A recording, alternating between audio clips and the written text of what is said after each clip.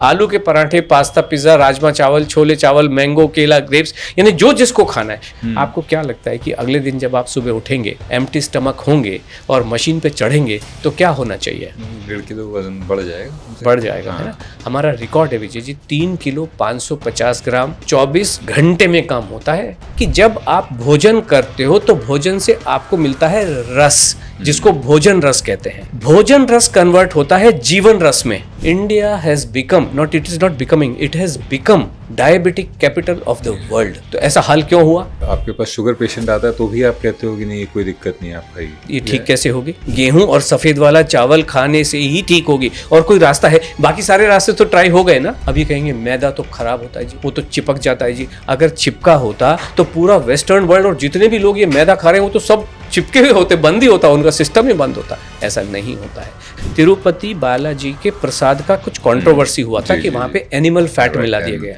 अब वो अदरवाइज वो लड्डू काहे से बनते हैं? देसी घी। देसी घी से बनते। घी क्या फैट नहीं है? एनिमल फैट है।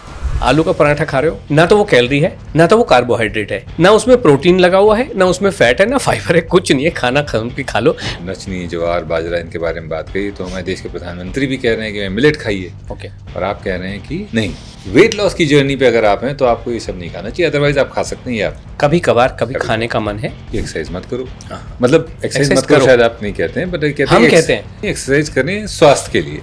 नहीं, हाँ, हम कह रहे हैं एक्सरसाइज प्लेजर के लिए अगर आपको करनी है तो कर लो, कि आपको अच्छा लगता है, उससे कुछ हासिल होने वाला नहीं है। 1940-44 के बीच में कहीं अमेरिकन हार्ट एसोसिएशन ने कहा जीवन जीने का बहुत उम्दा तरीका है, आप 16 घंटे भूखे रहिए, 8 घंटे खाइए। इसमें ऑटोफेजी होती है और बॉडी अपने फैट को खुद ही खाने लगता है, बीमारियों को खाने लगता है, कैंसर भी ठीक हो जाता है। अगर इंटरमिटेंट फास्टिंग बहुत अच्छी चीज़ है तो आपके घर में अगर पेट कुत्ते पल रहे हैं तो उनके लिए भी बहुत अच्छी होगी। 16 घंटे भूखा रहे, वो कुत्ता आपको ही ना अटैक कर दे तो मुझे बताना। कभी कभार उपवास जो कि हमारे धर्म में भी है वो ठीक है, पारंपरिक है, धर्म में नहीं है। दिन भर फ्रूट खाना भी स्वास्थ्य के लिए उचित नहीं। उन्हें हम फलाहार करते हैं, दोपहर के बाद 12 बजे के बाद किसी को भी फ्रूट बिल्कुल भी नहीं खाने चाहिए। क्या शराब पीनी चाहिए डॉक्टर साहब की नहीं पीनी चाहिए? मदिरा, दारू, मद्यपान में कोई प्रॉब्लम नहीं है। चरक संहिता में भी मद्यपान के बहुत गुण कहे गए हैं। समोसा, भटूरा, बर्गर और फ्राइज, जहां कहोगे मैं वहां आऊंगा, अपने पैसे से आऊंगा। जो फीस लगेगी मैं सारी देने को तैयार हूं, ऊपर से 10,000 इंडियन रुपीस एक्स्ट्रा इनाम दूंगा। मुझे कैलोरी मेजर करके दिखा दो।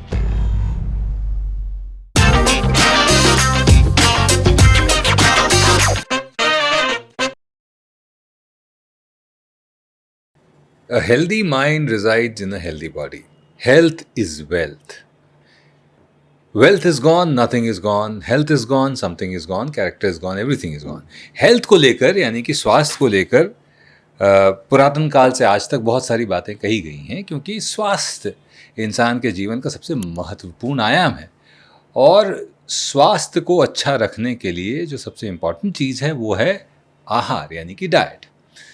पिछले 10-15 सालों में डाइट पर फोकस बहुत ज़्यादा बढ़ गया है। लोग बहुत ज़्यादा कॉन्शियस हो गए हैं, लोग बहुत ज़्यादा हेल्थ कॉन्शियस हो गए हैं, क्योंकि बीमारियां बढ़ रही हैं। तो अब लोग संतुलित खाना खाने की तरफ जा रहे हैं। डाइटिशियंस का रोल जो है सोसाइटी के अंदर बहुत बड़ा हो गया है, न्यूट्रिशनिस्ट का रोल बहुत बड़ा हो गया है, और हमें बताया जा रहा है कि क्या चीज़ खाना ठीक है, क्या चीज़ खाना नहीं ठीक है। हमें तमाम तरह की चीज़ें बताई जाती हैं, जैसे कि कैलोरी डेफिसिट डाइट पे जाना चाहिए, जैसे कि हम में से बहुत सारे लोग लैक्टोस इंटॉलरेंट हैं, जैसे कि हमें गेहूं नहीं खाना चाहिए अब, क्योंकि अब गेहूं जो है पेट में चिपक जाता है और आपके वज़न को बढ़ाता है।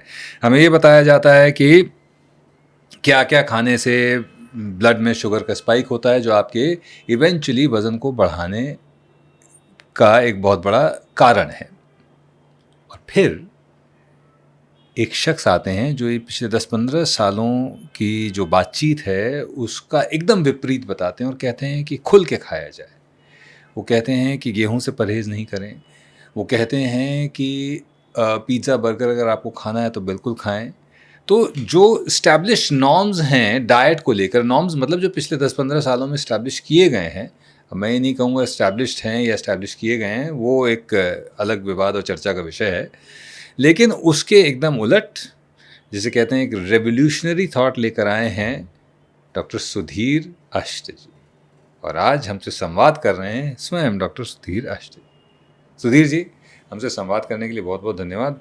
मेरी बहुत उत्सुकता थी आपसे ये सवाल पूछूं, क्योंकि मैं खुद वेट लॉस की जर्नी पे रहा हूं। मैं एक थायराइड का पेशेंट हूं पिछले 10-12 सालों से, और जब इस थायराइड की शुरुआत हुई तो वज़न बढ़ गया, बहुत ज़्यादा बढ़ गया, 106 किलो तक पहुंच गया। और वो फ़ोटो हम यहाँ पर डालेंगे, मेरे 106 किलो की जो फ़ोटो है, तो वो शरीर और आपके शरीर में बड़ा फ़र्क है। तो ये जो चेंज आया, इस चेंज को लाने के लिए बड़ी मेहनत करनी पड़ी। एक्सरसाइज करी, खाने, बहुत सारे खाने का त्याग किया। मैं फूडी हूँ, नॉर्थ से आता हूँ, बहुत सारे खाने का त्याग करना पड़ा, तब कहीं जाकर वज़न कुछ नियंत्रित हुआ। और मुझे बड़ा अफसोस हो रहा है कि मैंने ऐसा क्यों किया, और मैं आपसे 10 साल पहले क्यों नहीं मिला जी। क्योंकि मेरे टेस्ट बड्स जो हैं पिछले 10 सालों में बहुत तरस गए हैं जी। ये जो आपकी विचारधारा है, इसके पीछे का साइंस हम समझेंगे, लेकिन सबसे पहले हम ये समझना चाहेंगे कि एक मैकेनिकल इंजीनियर को कि जीवन में ये ऐसा कौन सा मोमेंट आया जहाँ पर वो ये ट्रांजिशन उन्होंने अचीव किया towards getting into health and food. अब सबसे पहले तो आपका बहुत बहुत धन्यवाद VVS संवाद पे मुझे इनवाइट करने के लिए विजय जी।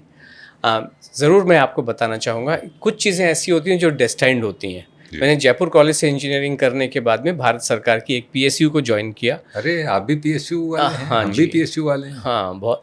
और मैंने, आप तो शायद रास्ते में उसको अलविदा कह के आ गए, बाय बाय करके आ गए। मैंने लेकिन जो कर्तव्य था अपना पूरा निभाया, पूरे रिटायर हुआ मैं वहाँ से। अपनी PSU कौन सा है? मैं ONGC में हुआ करता था, बॉम्बे में ही था। क्या बात। और मैं यहाँ से रिटायर हुआ। महारत्न जी। कुछ चीज़ें ऐसी, एक्चुअली ये जो प्रोग्राम था, ये जो विचारधारा थी, ये नई नहीं है। ये 2008 से इसका शुरुआत हुआ, और 2016 में ये, क्योंकि यहाँ पे आपको एस्टैब्लिश करना पड़ता है किसी भी चीज़ को पब्लिक डोमेन में लाने से पहले।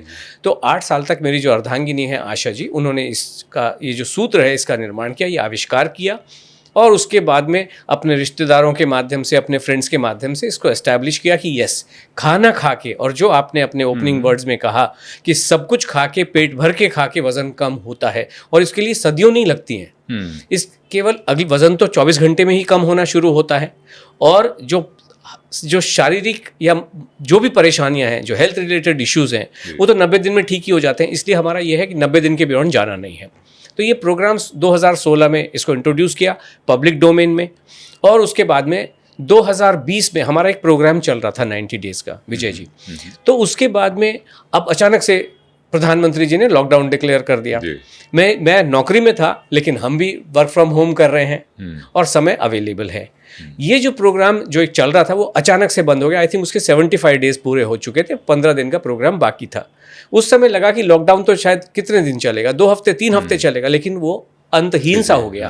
तो एक समय के बाद हमें भी लगा, जब अनसर्टेनिटी ज़्यादा हो गई, कि जो लोग हमारे साथ जुड़े हुए हैं, इनको क्यों ना एक लॉजिकल कंक्लूजन पे, लॉजिकल एंड पे इस प्रोग्राम को लाया जाए। सो दिस इज़ हाउ, मैं भी घर में बैठा हुआ था, मुझे थोड़ा सा टेक्नोलॉजी, एक्सेल वैक्सेल का थोड़ा ज़्यादा ज्ञान है, तो मैंने इस तरीके से ये प्रोग्राम हमारा ऑनलाइन चला गया, जो एक वर्किंग प्रोग्राम था। और जैसे ही हमें ये सूत्र पता चले, यार ये तो ऑनलाइन किया जा सकता है, तो फिर जो अगला प्रोग्राम आया, तो फिर वो ऑनलाइन में ऐसा होता है कि 1 फीट पे बैठा हुआ व्यक्ति क्या, और 1 लाख फीट पे बैठा हुआ व्यक्ति क्या, तो ये पूरी दुनिया में ये छा गया। आज 90 देशों से, छोटे छोटे देशों से भी पार्टिसिपेशन इस प्रोग्राम में होता है, और जीवन का कल्याण होता है। सब लोग अपना मनपसंद खाना ही खा रहे हैं, जो आपने कहा, अपनी टेस्ट बड्स का आनंद लेते हुए उस हिसाब से खाना खा रहे हैं, और उसी से वज़न कम होता है। हमारा रिकॉर्ड है विजय जी, एक ही दिन में 24 घंटे में आलू के पराठे, पास्ता, पिज़्ज़ा, राजमा चावल, छोले चावल, मैंगो, केला, ग्रेप्स, यानी जो जिसको खाना है। कोई केला खा रहा होगा, कोई कहीं पे जैसे इंडोनेशिया में मैंगो 12 महीने मिलते हैं, तो वो मैंगो भी खा रहे होंगे। और 24 घंटे में, अगर मान लीजिए मैं आपसे कहूं कि दिन में 5 खाने खाने, क्योंकि आपका अपना एक्सपीरियंस रहा है, मैं आपसे ये कहता हूं कि मान लीजिए हमारा प्रोग्राम 1 अक्टूबर को शुरू हुआ, और आपने सुबह उठे, आँख खुलने से आलू के पराठे पेट भर के खाए, और फिर आपने फ्रूट पेट भर के खाए, चाहे लीची हो, चाहे मैंगो हो, बिना गिने खाए, बिना गिल्टी फील करे खाए। उसके बाद आप लंच खाएं, जिसमें दाल, चावल, रोटी, सब्जी। नॉनवेज खाने वाले एग, फिश, चिकन खाएं। रोटी केवल गेहूं की खाएं, चावल केवल वाइट वाले खाएं। सब्जी अपनी पसंद की, अपने टेस्ट के अनुसार बनाई हुई, हमारा जिसमें कोई रोल नहीं है, रेसिपी बताने में नहीं है। दाल आप अपनी पसंद की खाएं। इवनिंग में जाएं, फिर वहाँ पे कोई स्नैक खाएं, बढ़िया स्नैक जो भी आपको खाना है। डिनर में खाएं, वो वहाँ भी पेट भर के दाल, चावल, रोटी, सब्जी मौज मज़े से खाएं। आपको क्या लगता है कि अगले दिन जब आप सुबह उठेंगे, एम्प्टी स्टमक होंगे और मशीन पे चढ़ेंगे तो क्या होना चाहिए? 1.5 किलो वजन बढ़ जाएगा कम से बढ़ जाएगा, है ना? हमारा रिकॉर्ड है विजय जी 3 किलो 550 ग्राम 24 घंटे में काम होता है। 2 तारीख को 3 किलो 550 ग्राम। अभी 1 अक्टूबर को जो प्रोग्राम हमारा शुरू हुआ, 2 अक्टूबर को, क्योंकि हर दिन हम वज़न लेते हैं, रिकॉर्ड इसका जो टॉप जो वेट लॉस है 2 किलो 600 ग्राम। पहले ही दिन में 2 किलो 600 ग्राम, 1 किलो 800 ग्राम, इतना खाना खा के कम हो जाता है।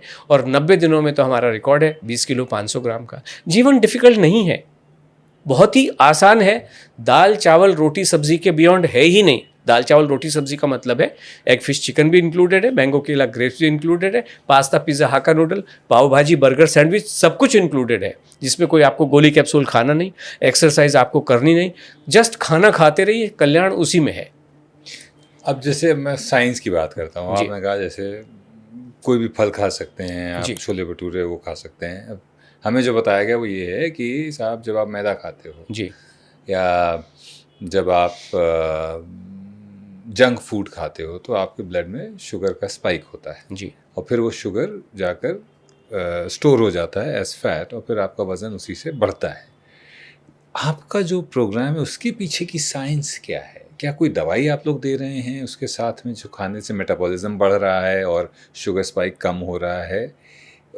मतलब व्हाट इज द कॉन्सेप्ट? ये मैं आपको सब बताता मैं हूँ। मतलब आपसे राज उगलवाने के उसमें फिराक में बैठा हूँ इस समय। राज है ही नहीं। अच्छा, राज हमारी तो मुट्ठी खुली हुई है, आप खोल के भी क्या, देखिए जीवन इतना ही सरल है। एक्चुअली हुआ क्या है, ये जो सो कॉल्ड एक्सपर्ट बने जी, इन्होंने क्या किया, शब्दों का जमावड़ा कर दिया। साइंटिफिक की जो आप बात कर रहे हैं, साइंटिफिक एनालिसिस हो या साइंटिफिक स्टडीज़ हो, उनका जो एंड रिजल्ट होता है वो क्या होता है, एक पेपर होता है जिसको साइंटिफिक पेपर कहा जाता है। और उस पेपर को पीयर रिव्यूड होते हैं कि 10-12 जो वही सब्जेक्ट को जानने वाले 10-12 लोग। सब्जेक्ट को जानने का मतलब क्या होता है, इन सभी के पास 5 ही शब्द होते हैं। जीवन विज्ञान में 5 ही शब्द हैं। एक का नाम है कैलोरी, दूसरे का नाम है फैट, एक है प्रोटीन, एक है फाइबर, और इन सब का जो एक और चीज़ है जो आपने भी यूज़ किया, मेटाबॉलिज्म। इनके अलावा इनके पास कोई शब्द नहीं है और इन्हीं शब्दों में ये उलझे रहते हैं। इसमें सेलेनियम है जी, इसमें विटामिन ई है जी, इसमें एसेंशियल फैटी एसिड्स हैं, एसेंशियल एमिनो एसिड्स हैं। This is what they talk about. हर हम ये कहते हैं, ऐसा कुछ भी नहीं होता। भोजन को भोजन समझ के खा लो, हमारा यही कहना होता है। और जो आपने कहा कि वो फैट में कन्वर्ट हो जाता है, बिल्कुल भी कन्वर्ट नहीं होता है। कैसे फैट में, जब मैंने खाया तो फैट में कैसे कन्वर्ट होगा? अगर आप चरक संहिता को पढ़ें, जो हमारा, मुझे एक बात बताएं, अगर मान लीजिए आपके पास में मर्सिडीज़ कार है तो उसको रिपेयर करने के लिए आप टाटा के शोरूम में लेके जाएंगे, कहाँ लेके जाएंगे? मर्सिडीज़ के पास लेके जाएंगे। तो ये जो हमारा शरीर है, ये जो जन्म हमें दिया है, ये किसने दिया है? ये जो बनाया है, ऐसा मान सकते हैं ब्रह्मा जी ने बनाया है। तो इसमें अगर कुछ गड़बड़ हो गई, रिपेयर करने के लिए कहाँ जाएंगे?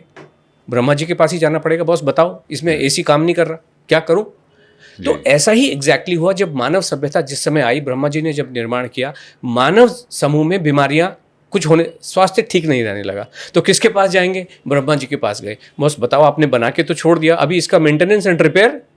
तो उन्होंने ये सूत्र दिए, जीवन को, स्वास्थ्य को अच्छा करने का सूत्र किसको दिया? अपने बेटे को दिया, जिसका नाम दक्ष प्रजापति। दक्ष प्रजापति ने आगे अश्विनी कुमारों को दिया, और फिर ये ऋषि परंपरा से अश्विनी कुमारों से इंद्र को मिला, वहाँ से इनको मिला, उनसे वहाँ मिला, और फाइनली जो इसको लिखा, ये तो वक्तव्य सारे सब कहे हुए वक्तव्य थे, इनको लिखा महर्षि चरक ने, जिसका नाम चरक संहिता है। समय के साथ वो खो गई, कुछ आदि पराधि मिली और उसको लिखा गया, जो आज हमारे सामने उपलब्ध है। वो ये कह रहा है कि जब आप भोजन करते हो तो भोजन से आपको मिलता है रस, जिसको भोजन रस कहते हैं। भोजन रस कन्वर्ट होता है जीवन रस में, जीवन रस कन्वर्ट होता है रक्त में, ब्लड में, रक्त कन्वर्ट होता है आपकी मसल्स में, सबसे पहले मसल्स बनती हैं, मसल्स कन्वर्ट होते हैं आपके मेद में यानी फैट में, फैट कन्वर्ट होता है अस्थि में, अस्थि कन्वर्ट होती है आपकी मज्जा में और बोन मैरो, और मज्जा कन्वर्ट होती है शुक्र में, शुक्र कन्वर्ट होती है ओजस में, जो आपके दिल में विद्यमान होता है, और उस ओजस से फाइनली बनते हैं प्राण। तो ये जो कह रहे हैं कि आपने खाना खाया फैट में कन्वर्ट हो गया, नहीं होता है, नहीं होता है। और हम तो ये दिखा रहे हैं, इसमें हाथ कंगन को आरसी क्या, आपने जो साइंटिफिक एविडेंस की बात कर रहे हो, साइंटिफिक स्टडीज़ की जो आप बात कर रहे हैं, ये स्टडीज़ और एविडेंस किस लिए होते हैं कि रियल लाइफ में ये मेरे जीवन में कल्याण करे। ऐसा ही है ना। आज आपने कहा कि भाई मैंने से पेंटियम का एक कोई प्रोसेसर बनाया, i5 बनाया, फिर i7 बनाया, कि जैसे जीवन में फाइनली इट मस्ट वर्क। पहले तो ये आर्किटेक्चर इसका पेपर पे बनता है, then that gets converted into the real life. चाहे वो बुर्ज खलीफा हो या जो कोई राजमहल हो या कोई भी चीज़ हो, पहले पेपर पे बनता है। अभी साइंटिफिक पेपर आ गया, उसका जीवन में कल्याण हो रहा है क्या? आज ये क्या कह रहे हैं विजय जी, सारे जो एक्सपर्ट बैठे हैं, India has become, not it is not becoming, it has become diabetic capital of the world. हर 3 में से 1 व्यक्ति डायबिटिक है। तो ये इतने एक्सपर्ट बैठे हैं, इतनी साइंटिफिक स्टडीज चल रही हैं, तो ऐसा हाल क्यों हुआ? क्यों? ये सब गलत रास्ते पे चल रहे हैं। पेपर पे लिखने के लिए ठीक है, आपने लिखा पेपर पे और आपके जैसे ही 10 लोग और उसको जांचने के लिए बैठे हुए हैं। हाँ ठीक तो लिखा है यार, ये कुछ शब्द समझ में नहीं आ रहा। रेफर इट बैक टू विजय, वो इट इज़ रेफर्ड बैक, आपने करेक्शन दिया, वाह वाह वाह जी, और वो जर्नल में छप गया, आपने कहा देखा साइंटिफिक स्टडी हो गई। अभी साइंटिफिक स्टडी में तो ओजेम्पिक और मोंजारो भी ठीक ही दिखाई दे रहे हैं, बट जीवन में तो आज कलह कर ही रहे हैं ना, वो लोगों का हाल बुरा होता जा रहा है। और ये स्टडीज़ ही कह रही हैं कि आपके जो दांत जो होता है एक व्यक्ति का सबसे स्ट्रॉन्गेस्ट पार्ट होता है बॉडी का, आज तो वो भी घुल रहे हैं, मतलब इन दवाइयों से तो वो भी घुल रहे हैं। और इनकी अगर वेबसाइट पे जाके देखिए इतने साइड इफेक्ट हैं। But anyways, so what I am saying is, ये तो जीवन एक्सपीरियंस करने वाली चीज़ है। अगर दवाइयों से सब कुछ हो जाए, ये आपको एक हैप्पीनेस हार्मोन रिलीज होता है जी बॉडी में। तो हार्मोन की, जब इंसुलिन एक हार्मोन है, उसकी दवाइयाँ आप दे रहे हो, इंजेक्शन दे रहे हो, तो ये हैप्पीनेस हार्मोन की इंजेक्शन क्यों नहीं है? एक टेस्टोस्टेरोन होता है जी, एक फलाना, ये सब कहीं धरी चीज़ें हैं, कुछ नहीं होता है। थायराइड नाम की जो आपने कहा, आपने जूझे लंबे समय, ये कुछ होता ही नहीं है एक्चुअली। अगर होता तो उसको गोली मार देती कि नहीं मार देती? हमारे पास बहुत सारे लोग ऐसे आते हैं जो अभी तक, जो वर्स्ट केस आया है, 30 साल से एक लेडी अमेरिका में रहते हुए थायराइड जैसी, जिसको हाइपोथायराइडिज्म कहा जाता है, उससे जूझ रही। 300 mcg की गोली पहुंच गई, उनकी गोली एक ही है। और हम सब ये जानते हैं, आपने भी यही कहा कि थायराइड की वजह से मेरा वज़न बढ़ा हुआ है। आपको पता चल गया ना वज़न क्यों बढ़ा हुआ है? क्यों बढ़ा है? थायराइड की वजह से बढ़ा हुआ है। आपकी साइकिल में हवा क्यों पंक्चर क्यों है आपका? क्योंकि हवा पंक्चर हो गया, इसलिए हवा निकल गई है। अगर पता चल गया पंक्चर हो गई है, तो बुलबुले साबुन से पता चल जाता है कहाँ पे आपने चिप्पी लगाई, उसके बाद आप साइकिल चलाइए। ये थायराइड ठीक कर पा रहे हैं? कोई भी ठीक कर पाता है? नहीं कर पाता। तो रिसर्च क्यों नहीं हुई? अगर थायराइड आपके जीवन को निर्धारित करता है तो क्यों रिसर्च नहीं कर रहे हैं, जब इतनी करोड़ों रुपए की, बिलियंस ऑफ डॉलर की रिसर्च हो रही है? लेकिन आज भी एक ही दवा है, थायरोनॉम है या थायरॉक्सिन है, रिप्लेस कर रहे हैं, और उसको 300 mcg तक पहुंच जाती है। लेकिन और सभी जो एक्सपर्ट हैं वो यही कहते हैं, ये आपके साथ ही जाएगी, जब आप इस दुनिया को अलविदा कहेंगे तभी। और हम तो ये कह रहे हैं आप खाना खा लो। आपको थायराइड की, आपका वजन क्यों बढ़ा हुआ है? आपका अगर सो कॉल्ड थायराइड कुछ एग्जिस्ट करता है, वो क्यों बढ़ा हुआ है? क्योंकि आप खाना नहीं खा रहे हैं। खाना न खाने की वजह से आपकी बॉडी में नरिशमेंट नहीं हो रहा है, न्यूट्रिशन मिल नहीं रहा है। शरीर को इस बायोलॉजिकल प्रोसेस को चलाने के लिए जो रस चाहिए, जो finally is getting converted into ojas and then prana, वो आपको रस मिल नहीं रहा है। इस वजह से जीवन में परेशानियां हैं। साइंस की बात भी हम ज़रूर पूरे डिस्कशन की, क्योंकि it is too premature when we begin the podcast now, but सारे साइंटिफिक भी आपके साथ में definitely I will bring it out. But जो साइंस है वो, sorry to use, it is all fake whatever is being advise to you. आपने तो पता नहीं, आपको तो किसी से कहीं सुनी वाली बातें हैं, और हर व्यक्ति कहाँ सुना बैठा हुआ है, लेकिन एक्सपीरियंस किसी को भी नहीं है जो हमको अनलोड में आशा जी को, सुधीर आष्टा को एग्जिस्ट करता है। और जो हमारे पार्टिसिपेंट हैं, जब इसको जीवन में धारण करते हैं, खाना खाते हैं, तो जो मैंने आपसे कहा, कल्याण होने में कितना दिन लगता है? 24 घंटे जी। मैं आपकी इस बात को एक और सवाल के रूप में पूछने का प्रयास करता हूँ, और ये बड़ी लेटेस्ट टाइप की वो है जी। शायद ये हमारे शास्त्रों में हो जी।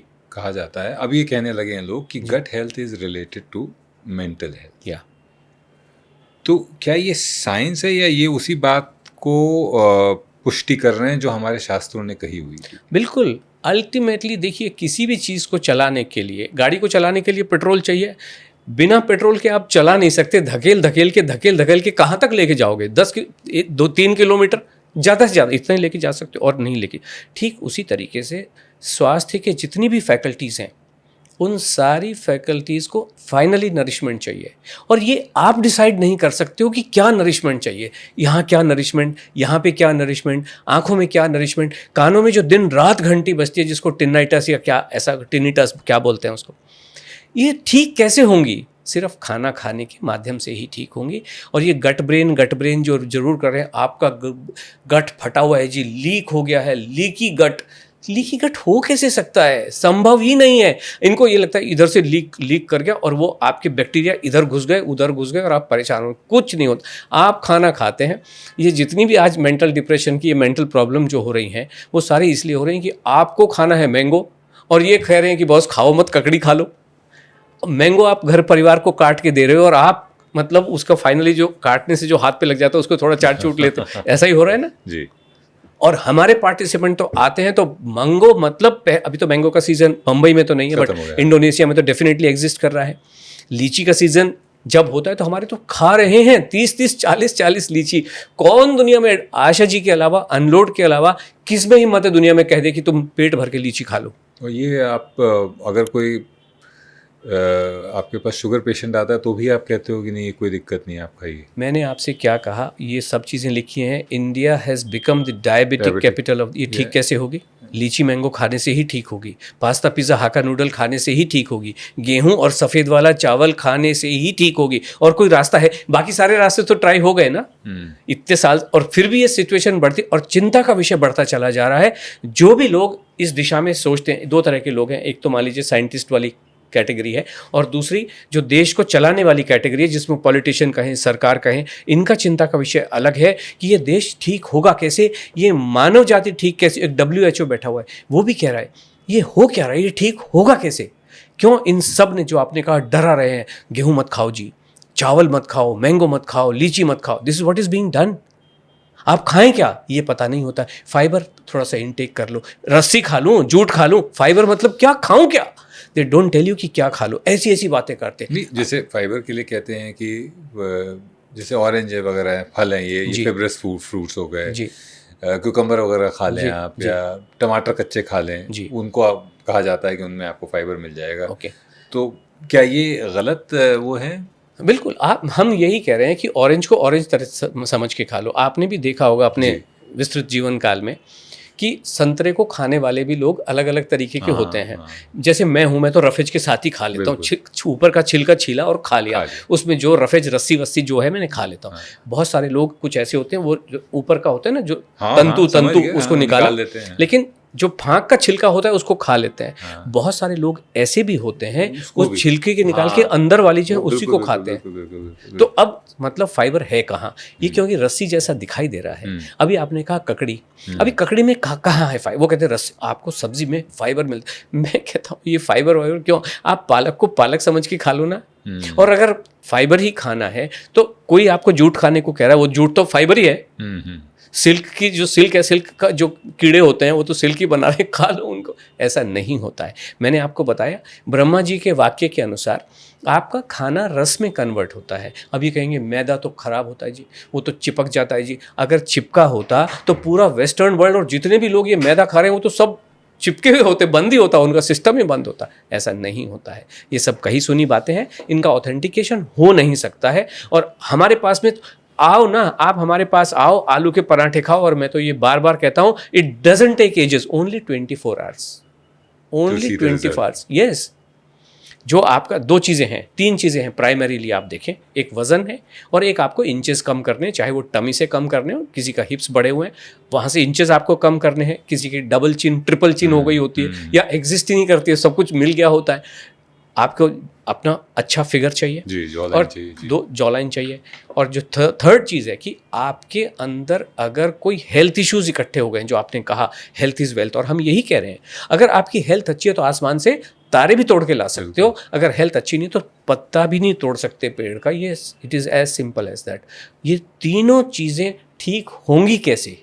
खाना खाने से ही ठीक होंगी। गेहूं और चावल, सब्जी और दाल, एग, फिश, चिकन, जो मैं बार बार कह रहा हूँ, उसी से ठीक होंगी और कोई भी रास्ता नहीं है। वेट लॉस के लिए जो हमारा प्राइमरी पर्पस होता है, उसके लिए तो 24 घंटे ही लगते हैं।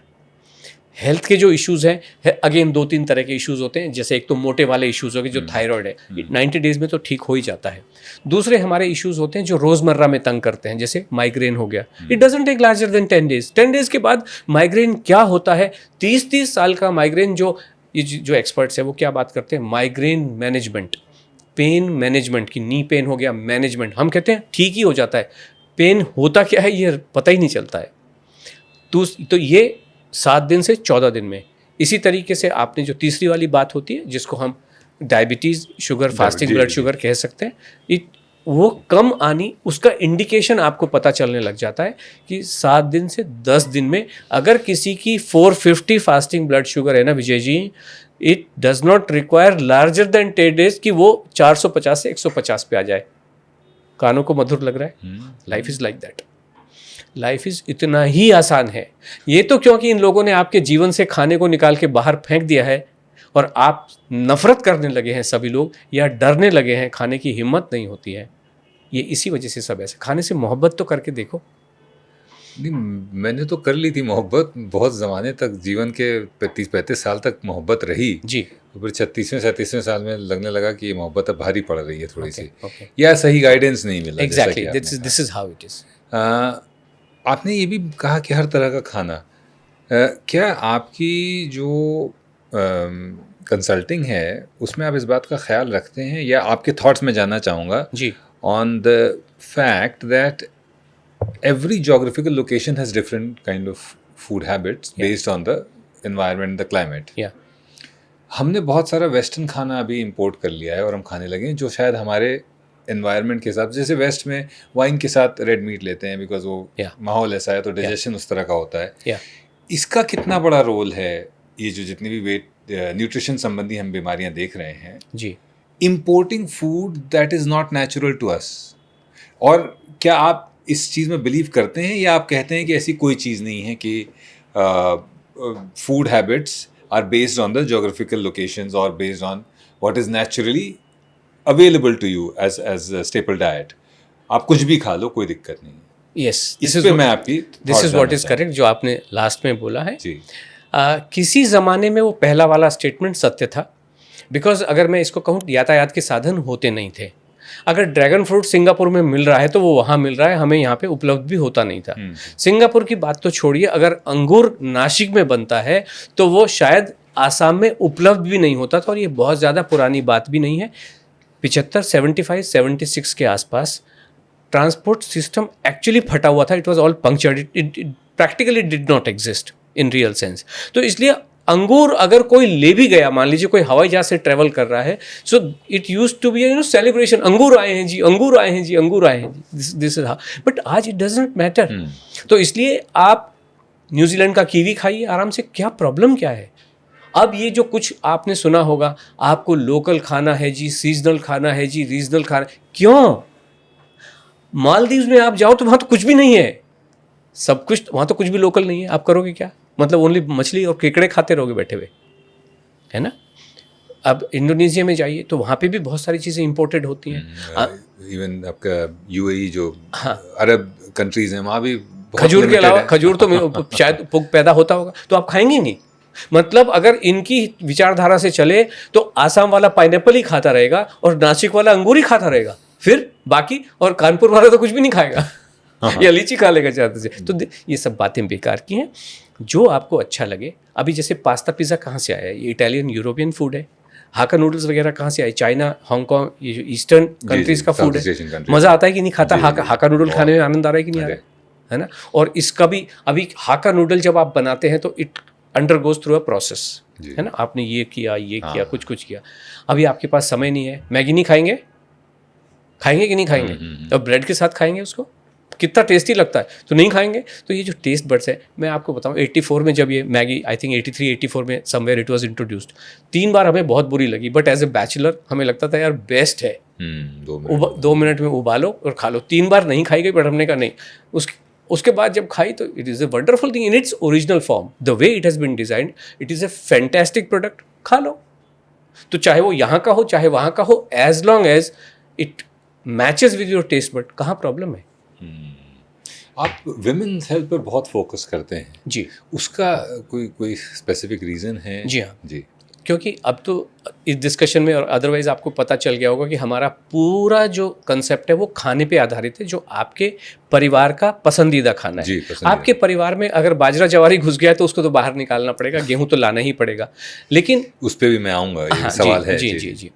तो अब ये होता है कि अधिकतर घरों में जो भी कारण हो, 2-3-4 कारण होते हैं, खाना बन नहीं रहा घरों में। नंबर 1 कारण क्या है? समय के साथ जो लेडी खाना बनाने के लिए रिस्पॉन्सिबल होती है प्राइमरीली, वो शायद हेल्थ इश्यूज साथ देते नहीं हैं। थकान बहुत है, कमर गड़बड़ हो गई है, घुटने गड़बड़ हो गए हैं, एक आध मील बना ले उतना सफिशिएंट होता है। और हमारा है कम से कम 5 मील, जो मैंने आपसे कहा, नाश्ता, लंच, डिनर और फ्रूट भी देने हैं आपको और इवनिंग स्नैक भी देने। तो ये 5 मील आपको खाने ही खाने हैं, जो लगभग 3-3 घंटे के अंतराल पे होते हैं, फिक्स्ड होते हैं। और हमारा जो प्रोग्राम है वो जीवन में आपके अनुशासन लाता है, डिसिप्लिन लाता है। और हम सभी समझते हैं कि discipline is related only to time.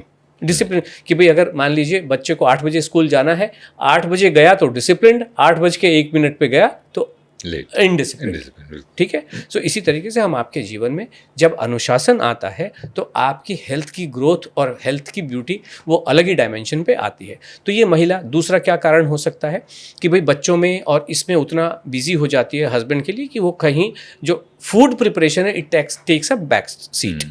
तीसरा क्या कारण होता है कि वो खुद ही प्रोफेशन में है, टीचर हैं या कॉर्पोरेट जॉब में है और भागना पड़ता है, तो जो चाय में ब्रेड वही खाई और हस्बैंड को भी दी और खुद भी भागी।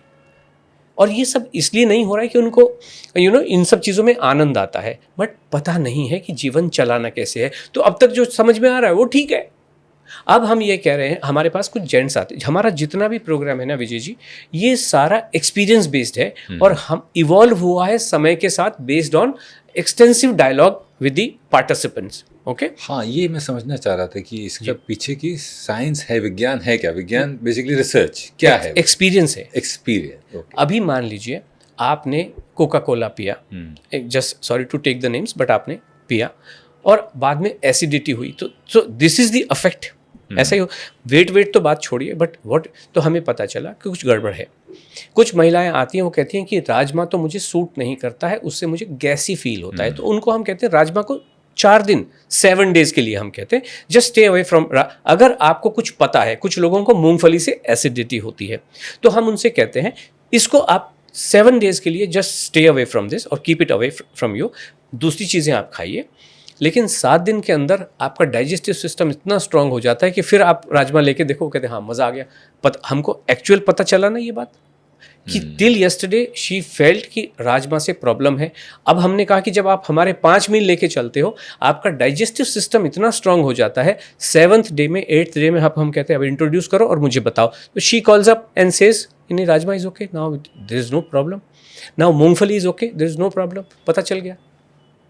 तो ये this is how this program has evolved. तो यही रिसर्च है, इसकी रिसर्च बोलिए, आविष्कार बोलिए, ये एक्चुअल घटनाओं पे आधारित है, पेपर पे और हाइपोथेटिकल चीज़ों पे आधारित नहीं है।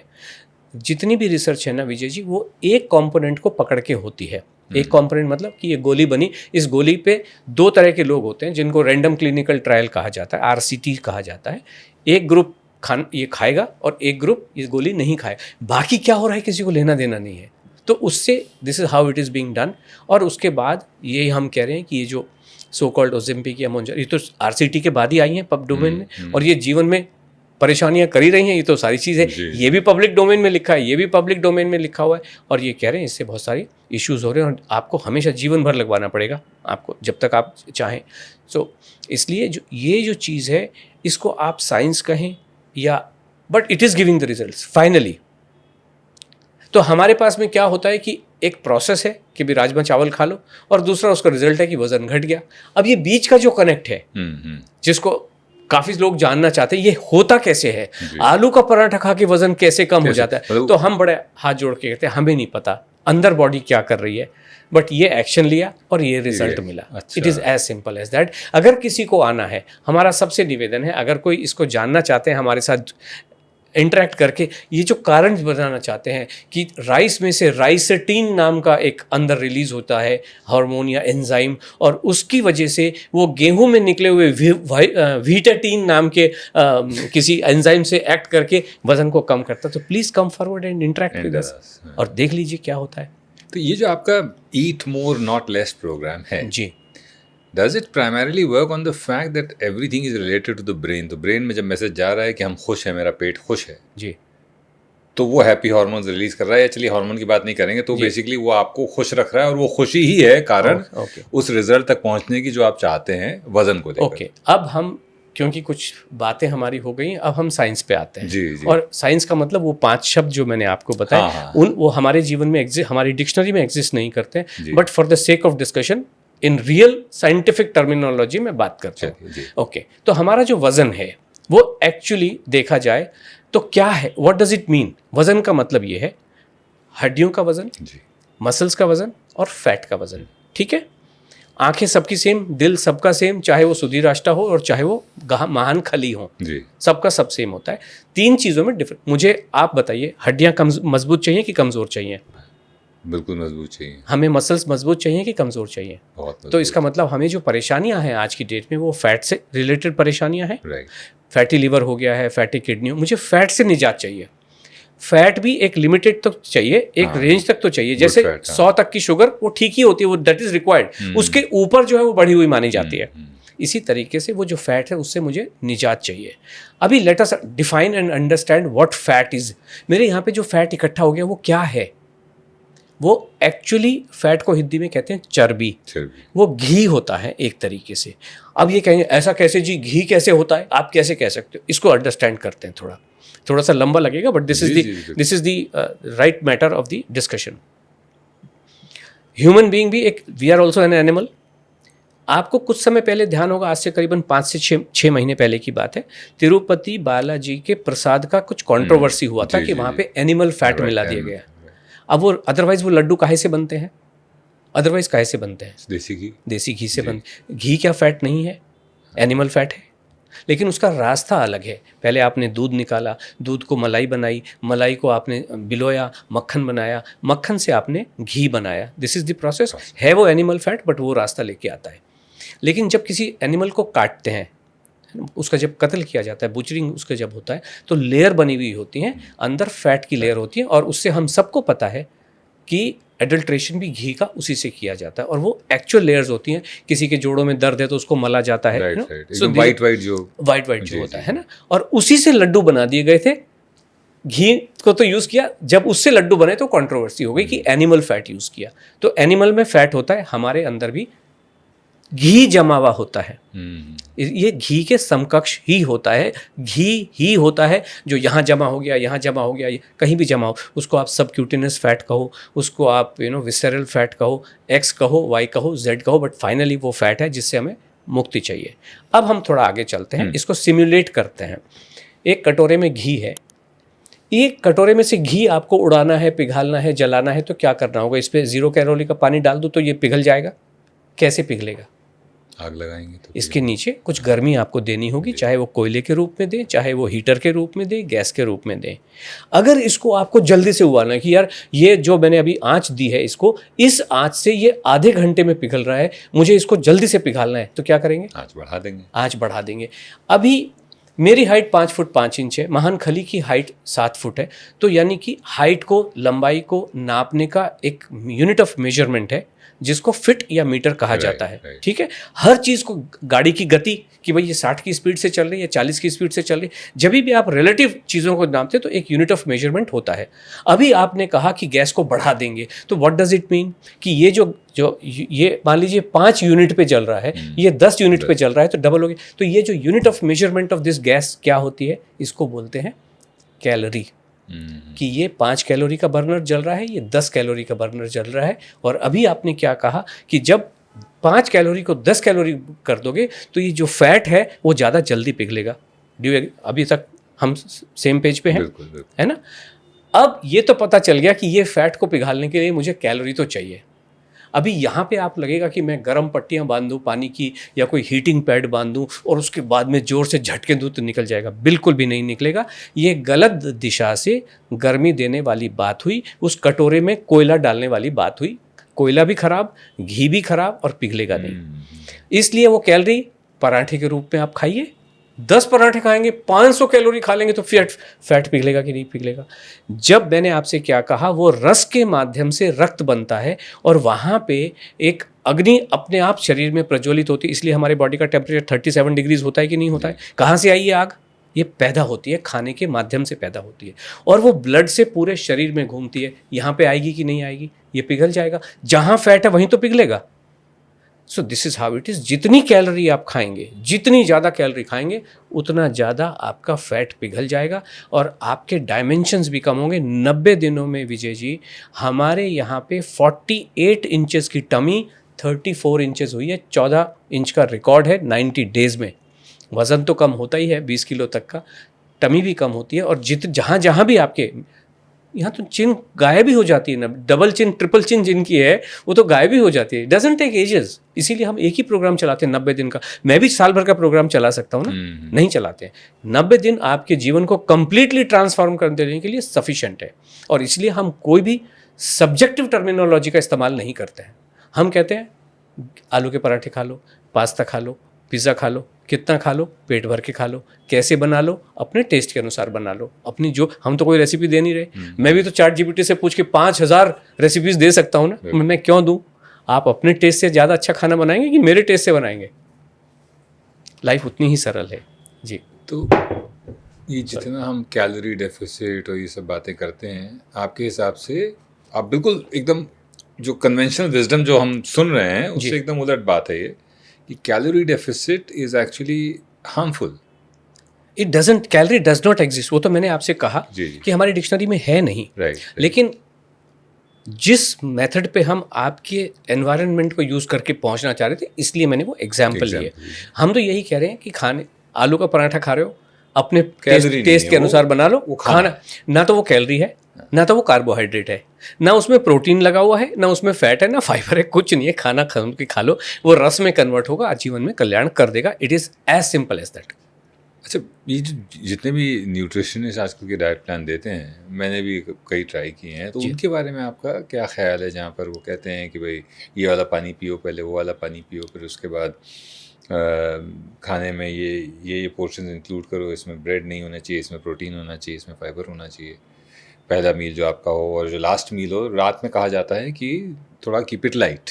ओके। तो ये सब जो है, ये आप कह रहे हैं कि इस तरह फोकस नहीं करना है, खाना खाना है और उसका समय से कोई लेना देना नहीं है, या आपके मेथड में भी समय का कुछ रोल है? समय का तो मैंने आपसे कहा ही, हम तो डिसिप्लिन ही बना रहे हैं। राइट। लेकिन वो इस प्रोग्राम में आपका जीवन डिस्टर्ब हो, उसमें स्ट्रेस आए, ऐसा बिल्कुल भी नहीं है। प्रेशर नहीं आना चाहिए। मैं आपको ये कह दूं विजय जी, आप सूर्यास्त से पहले 6 बजे से पहले खाना खाइए। अब आप काम में बिजी हो तो मन में प्रेशर आ गया ना, अरे यार अब तो मतलब ये गड़बड़ हो गया, अब तो मेरे जीवन में कल्याण हो नहीं सकता है। मैं तो ट्रेन में ट्रैवल कर रहा हूँ, तो अगर सोचिए कि एक चर्च गेट पे बंदा काम कर रहा है, 6 बजे दफ्तर छूटता है और घर में 8 बजे पहुँचता है, 7 बजे सूर्यास्त है, अभी वो कैसे खाएगा खाना? तो हम ये कहते हैं कि आप निर्धारित समय आप निर्धारित कीजिए, लेकिन then honour that time, respect that, whatever is your commitment to yourself. आप कह रहे हैं कि भाई मैं 8 बजे खाना खाऊंगा, घर पहुँच के मुँह माँ धो के खाऊंगा, खा लीजिए, सिंपल है। मैं क्यों निर्धारित करूं? हम केवल गाइडलाइंस आपको ये दे रहे हैं कि जब आप खाना खाने बैठेंगे तो चारों आइटम आपके खाने में होने चाहिए, दाल, चावल, रोटी, सब्जी। वो दाल अरहर की है, मूंग की है, तीनों मिला के है, डज नॉट मैटर। वो सब्जी भिंडी की है कि गोभी की है, डज नॉट मैटर। मैं क्यों बताऊं? खा लीजिए, अपने टेस्ट के अनुसार खा लीजिए। कुछ चीज़ें हैं जो स्वास्थ्य के लिए ठीक नहीं है, वो हम अपफ्रंट बता देते हैं कि बाजरा, जवारी, नाचनी, रागी स्वास्थ्य के लिए ठीक नहीं है, काजू, बादाम, अखरोट, पिस्ता स्वास्थ्य के लिए ठीक नहीं है, नारियल पानी स्वास्थ्य के लिए ठीक नहीं है, आपको नहीं कंज्यूम करना चाहिए as long as you are on to a mission of weight loss. उसके बाद में हम सारी चीज़ें आपको बताते हैं। ये जो भी मेरे वक्तव्य हैं वो केवल बेसिकली 90 डेज़ के लिए, सो दैट आप जो हासिल करना चाह रहे हैं वो पहले हासिल कर लो। 3 चीज़ें, स्वास्थ्य में अच्छा, इंचेस की कमी और वजन में कमी, ये 3 चीज़ प्राइमरीली बेसिकली तो आप वेट लॉस के लिए आ रहे हैं, लेकिन ये बाकी जो तो चीज़ें वो आपको ऑटोमेटिकली मिल जाती हैं। इनको पहले हासिल कर लो और 90 दिनों के एक्सपीरियंस के बाद में आपको ये बिल्कुल पता चल जाता है कि समोसा खाऊं तो कैसे खाऊं और गोलगप्पे खाऊं तो कैसे खाऊं और फिर भी मेरा वजन कम हो और स्वास्थ्य भी अच्छा हो। ठीक लग रहा है जी? मुझे बहुत एक्साइटिंग लग रहा है, क्योंकि आप एक ऐसे आदमी को ये सब बातें बता रहे हैं जी जो अपने आंखों के सामने ब्लिंकर्स वो घोड़े के जो होते हैं ना, जी, वो जी। लगा के चलता है ताकि भैया कहीं मन ललच ना जाए। जी और आप कह रहे हैं कि वो समय आ गया है कि ब्लिंकर्स उठा के फेंक दिए जाएं, हाँ, बिल्कुल। और जहां जो दिखे मन आए वो आप खा सकें। मैं एक सवाल आपसे पूछूंगा, जो अभी आपने नचनी, ज्वार, बाजरा इनके बारे में बात कही, तो हमारे देश के प्रधानमंत्री भी कह रहे हैं कि मिलेट खाइए, ओके और आप कह रहे हैं कि नहीं। मतलब आजकल ये एक नया फैड है कि मिलेट जो है वो सबको खाने चाहिए, और ये ऊपर से आ रही है बात। हाँ। तो आप कह रहे हैं कि वेट लॉस की जर्नी पे अगर आप हैं तो आपको ये सब नहीं खाना चाहिए, अदरवाइज आप खा सकते हैं। ये आप कभी कभार कभी खाने का मन है, after you achieve your objective जो आप चल रहे हो। 10वीं की परीक्षा आपकी हो गई और जो भी रिजल्ट आएगा वो तो रिजल्ट बताएगा, बट आपका हो गया। यहाँ तो रिजल्ट भी तुरंत ही पता चलता है। उसके बाद में then you take a call कि मुझे इंजीनियरिंग में जाना है, कि ये करना है, then you can always take a call कि। और इस समय क्या होता है, हमारे प्रोग्राम में हमारी जो एडवाइस होती है ना विजय जी, हर दिन आपको वजन, हम कहते हैं कि every day you must weigh yourself Right. On empty stomach, जो on at a given time, क्योंकि जीवन में डिसिप्लिन आ गया है। तो अगर आप 8 बजे नाश्ता कर रहे हो तो 7:55 यू आर एम्प्टी स्टमक, और उस समय आप अपना वजन ले लेंगे। ऑन द बेली बटन आप अपना मेजरमेंट ले लेंगे कि आपकी टमी कहाँ जा रही है, नोट करेंगे। जिस दिन परिवर्तन होगा उस दिन आपको पता चल जाएगा कि नहीं पता चलेगा। उस दिन हम आपको सूत्र बता देते हैं आशा मैडम की, आप ऐसा अगर हो गया तो आप अपना जो भी आपका रूटीन है, मान लीजिए आपने समोसे खाए और अगर वजन गिर गया तो फिर आपको जो दाल चावल रोटी सब्जी पे 2 दिन दाल चावल रोटी सब्जी खाइए, वजन ठीक और आगे चलिए। कहाँ प्रॉब्लम कहाँ है? बिल्कुल बिल्कुल। ये तो आप इस प्रोग्राम में एक्सपीरियंस से सीख रहे हो। जैसे जब आप स्विमिंग सीखते हैं तो एक्चुअली पूल में पानी के अंदर सीखते हैं। It can not be learn, हवा में बैठ के नहीं सीखी जा सकती है। तो ये प्रोग्राम हमारा ऐसा ही है जहाँ पे आप अपने ऊपर सीखते हो, ऐसा नहीं किसी और के ऊपर सीख रहे हो। और आपको पता चल जाता है, अरे हाँ यार पराठे खाए, वज़न तो मेरा 2 किलो कम हो गया। तो मन में एक कॉन्फिडेंस आएगा कि नहीं आएगा? खुशी होगी, कॉन्फिडेंस आएगा। और एक और चीज़ जो आप कहते हैं, जो अगेन कन्वेंशनल विजडम के एकदम अगेंस्ट है, वो है कि एक्सरसाइज मत करो। हाँ, मतलब एक्सरसाइज मत करो शायद आप नहीं कहते हैं, बट हम कहते हैं कि एक्सरसाइज से वजन का कोई लेना देना नहीं, एक्सरसाइज करें स्वास्थ्य के लिए।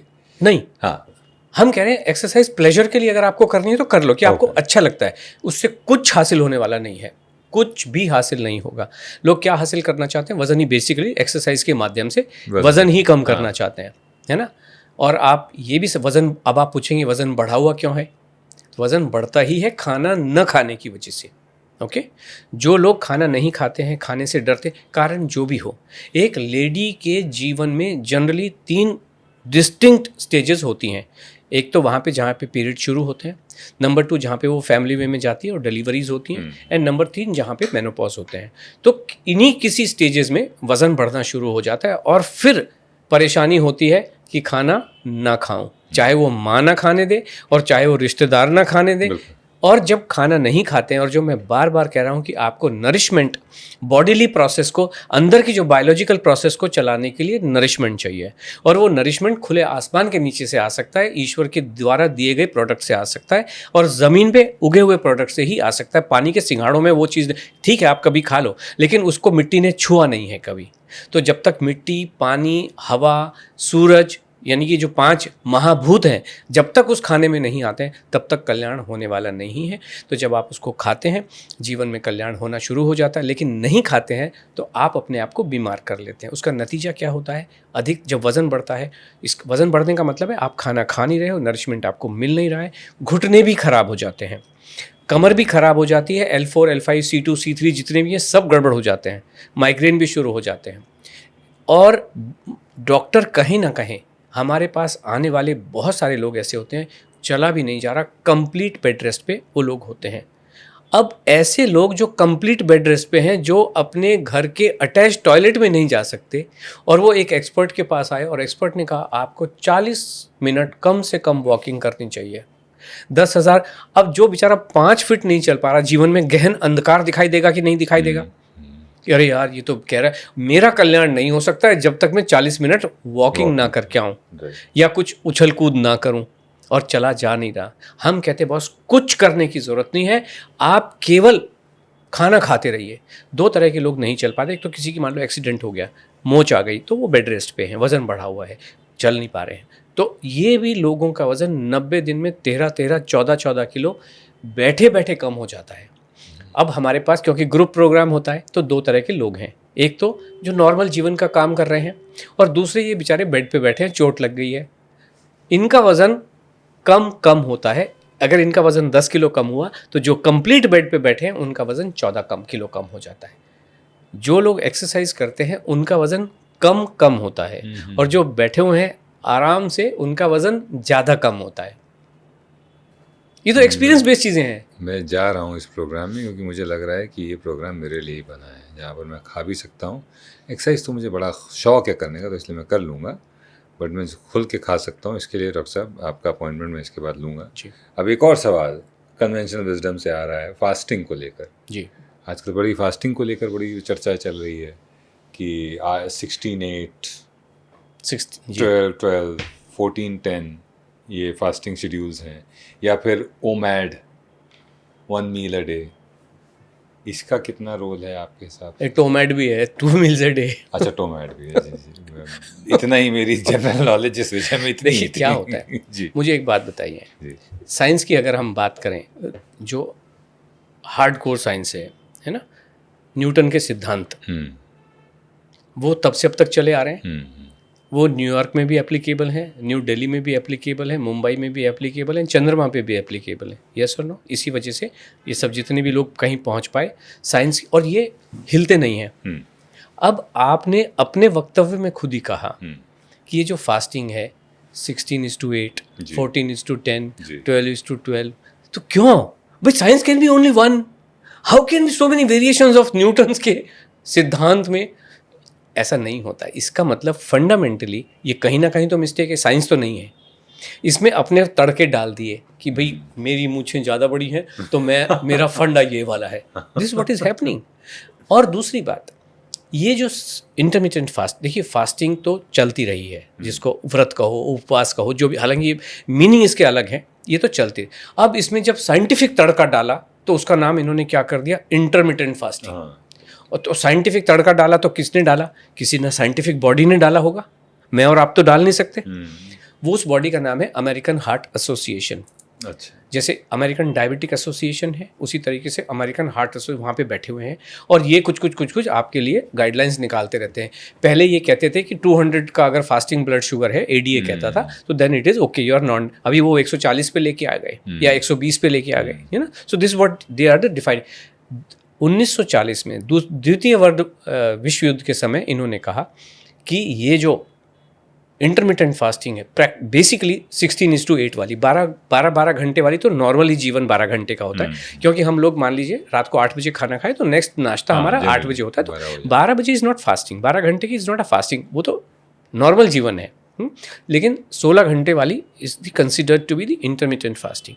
उस समय 1940-44 के बीच में कहीं अमेरिकन हार्ट एसोसिएशन ने कहा जीवन जीने का बहुत उम्दा तरीका है, आप 16 घंटे भूखे रहिए, 8 घंटे खाइए, इसमें ऑटोफेजी होती है और बॉडी अपने फैट को खुद ही खाने लगता है, बीमारियों को खाने लगता है, कैंसर भी ठीक हो जाता है।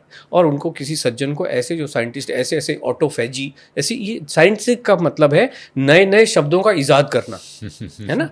सो एक ग्रेलिन नाम का, लेप्टिन नाम का एक हार्मोन होता है जी, एक ग्रेलिन हमारा हंगर हार्मोन है जी। अरे हार्मोन है तो ठीक कर दो ना उसको, अगर पता चल गया है परेशानी कहाँ है तो ठीक कर दो। लेकिन ऐसा होता है क्योंकि ये सब हाइपोथेटिकल चीज़ें हैं, मनगढ़ंत चीज़ें हैं। तो इन्होंने कहा बहुत अच्छी चीज़, लोगों ने इसको फॉलो करना शुरू किया, इंटरमिटेंट फास्टिंग। आज इंटरमिटेंट फास्टिंग के एक्सपर्ट बने बैठे हैं, जो आपने कहा, इन्होंने वेरिएशन भी लेके आए।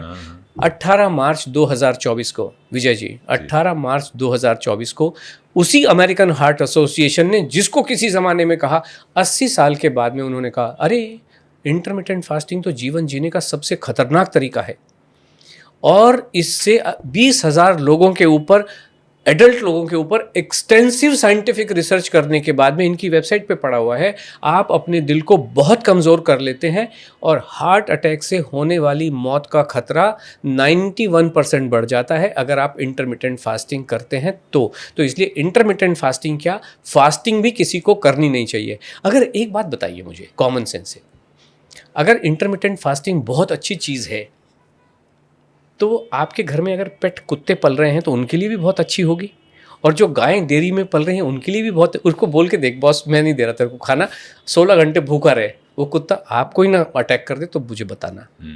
वो गाय दूध देना न बंद कर दे, बीमार हो जाते हैं, लोग बाग बीमार हो रहे हैं। और अब तो ये उसी AHA ने प्रूव कर दिया है through an extensive scientific study over 20,000 adults कि ये बहुत खतरनाक तरीका है, बिल्कुल भी नहीं करनी चाहिए। तो इसलिए नहीं करनी चाहिए। तो इसका क्या करना चाहिए, खाना खाना चाहिए। कितनी बार, कम से कम 5 बार।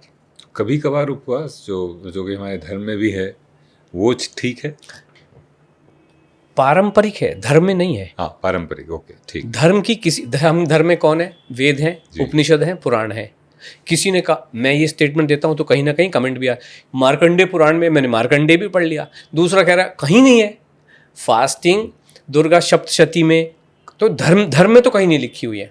धर्म में लिखी हुई किनके है, मुस्लिम धर्म में ज़रूर होता है कि भाई रमज़ान आप करते हैं तो उस समय हम मना कर देते हैं कि भाई रमज़ान के समय में हमारे प्रोग्राम को मुस्लिम बहनें बिल्कुल भी ज्वाइन ना करें 3 महीने तक। जैसे इस साल मार्च में थे तो हमने जनवरी में नहीं लिया, फरवरी में नहीं लिया, मार्च में नहीं लिया कि ये आप अपना सेलिब्रेशन कर लीजिए, उसके बाद ज्वाइन कीजिए, क्योंकि हमारा सिस्टम खाने पे आधारित है, एक डिसिप्लिन्ड वे में खाने की आदत। आप जब इसको सीख जाएंगे उसके बाद में अगला जो फास्टिंग आएगा उस समय आप अपने आप को करेक्ट कर पाएंगे।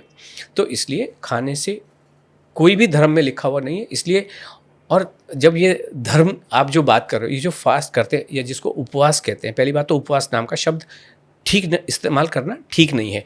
उपवास का मतलब है, उप मतलब पास में बैठना, उपवास। इसको भूख से कहाँ से, इसको इन्होंने भूखा रहने पे कहाँ कन्वर्ट कर दिया पता नहीं है। वो उपवास का मतलब है कि जब आप किसी धार्मिक सेलिब्रेशन में है, मान लीजिए एकादशी है, तो ईश्वर की आराधना करो ना उनके पास बैठ के। इसमें भूखा रहना कहाँ से?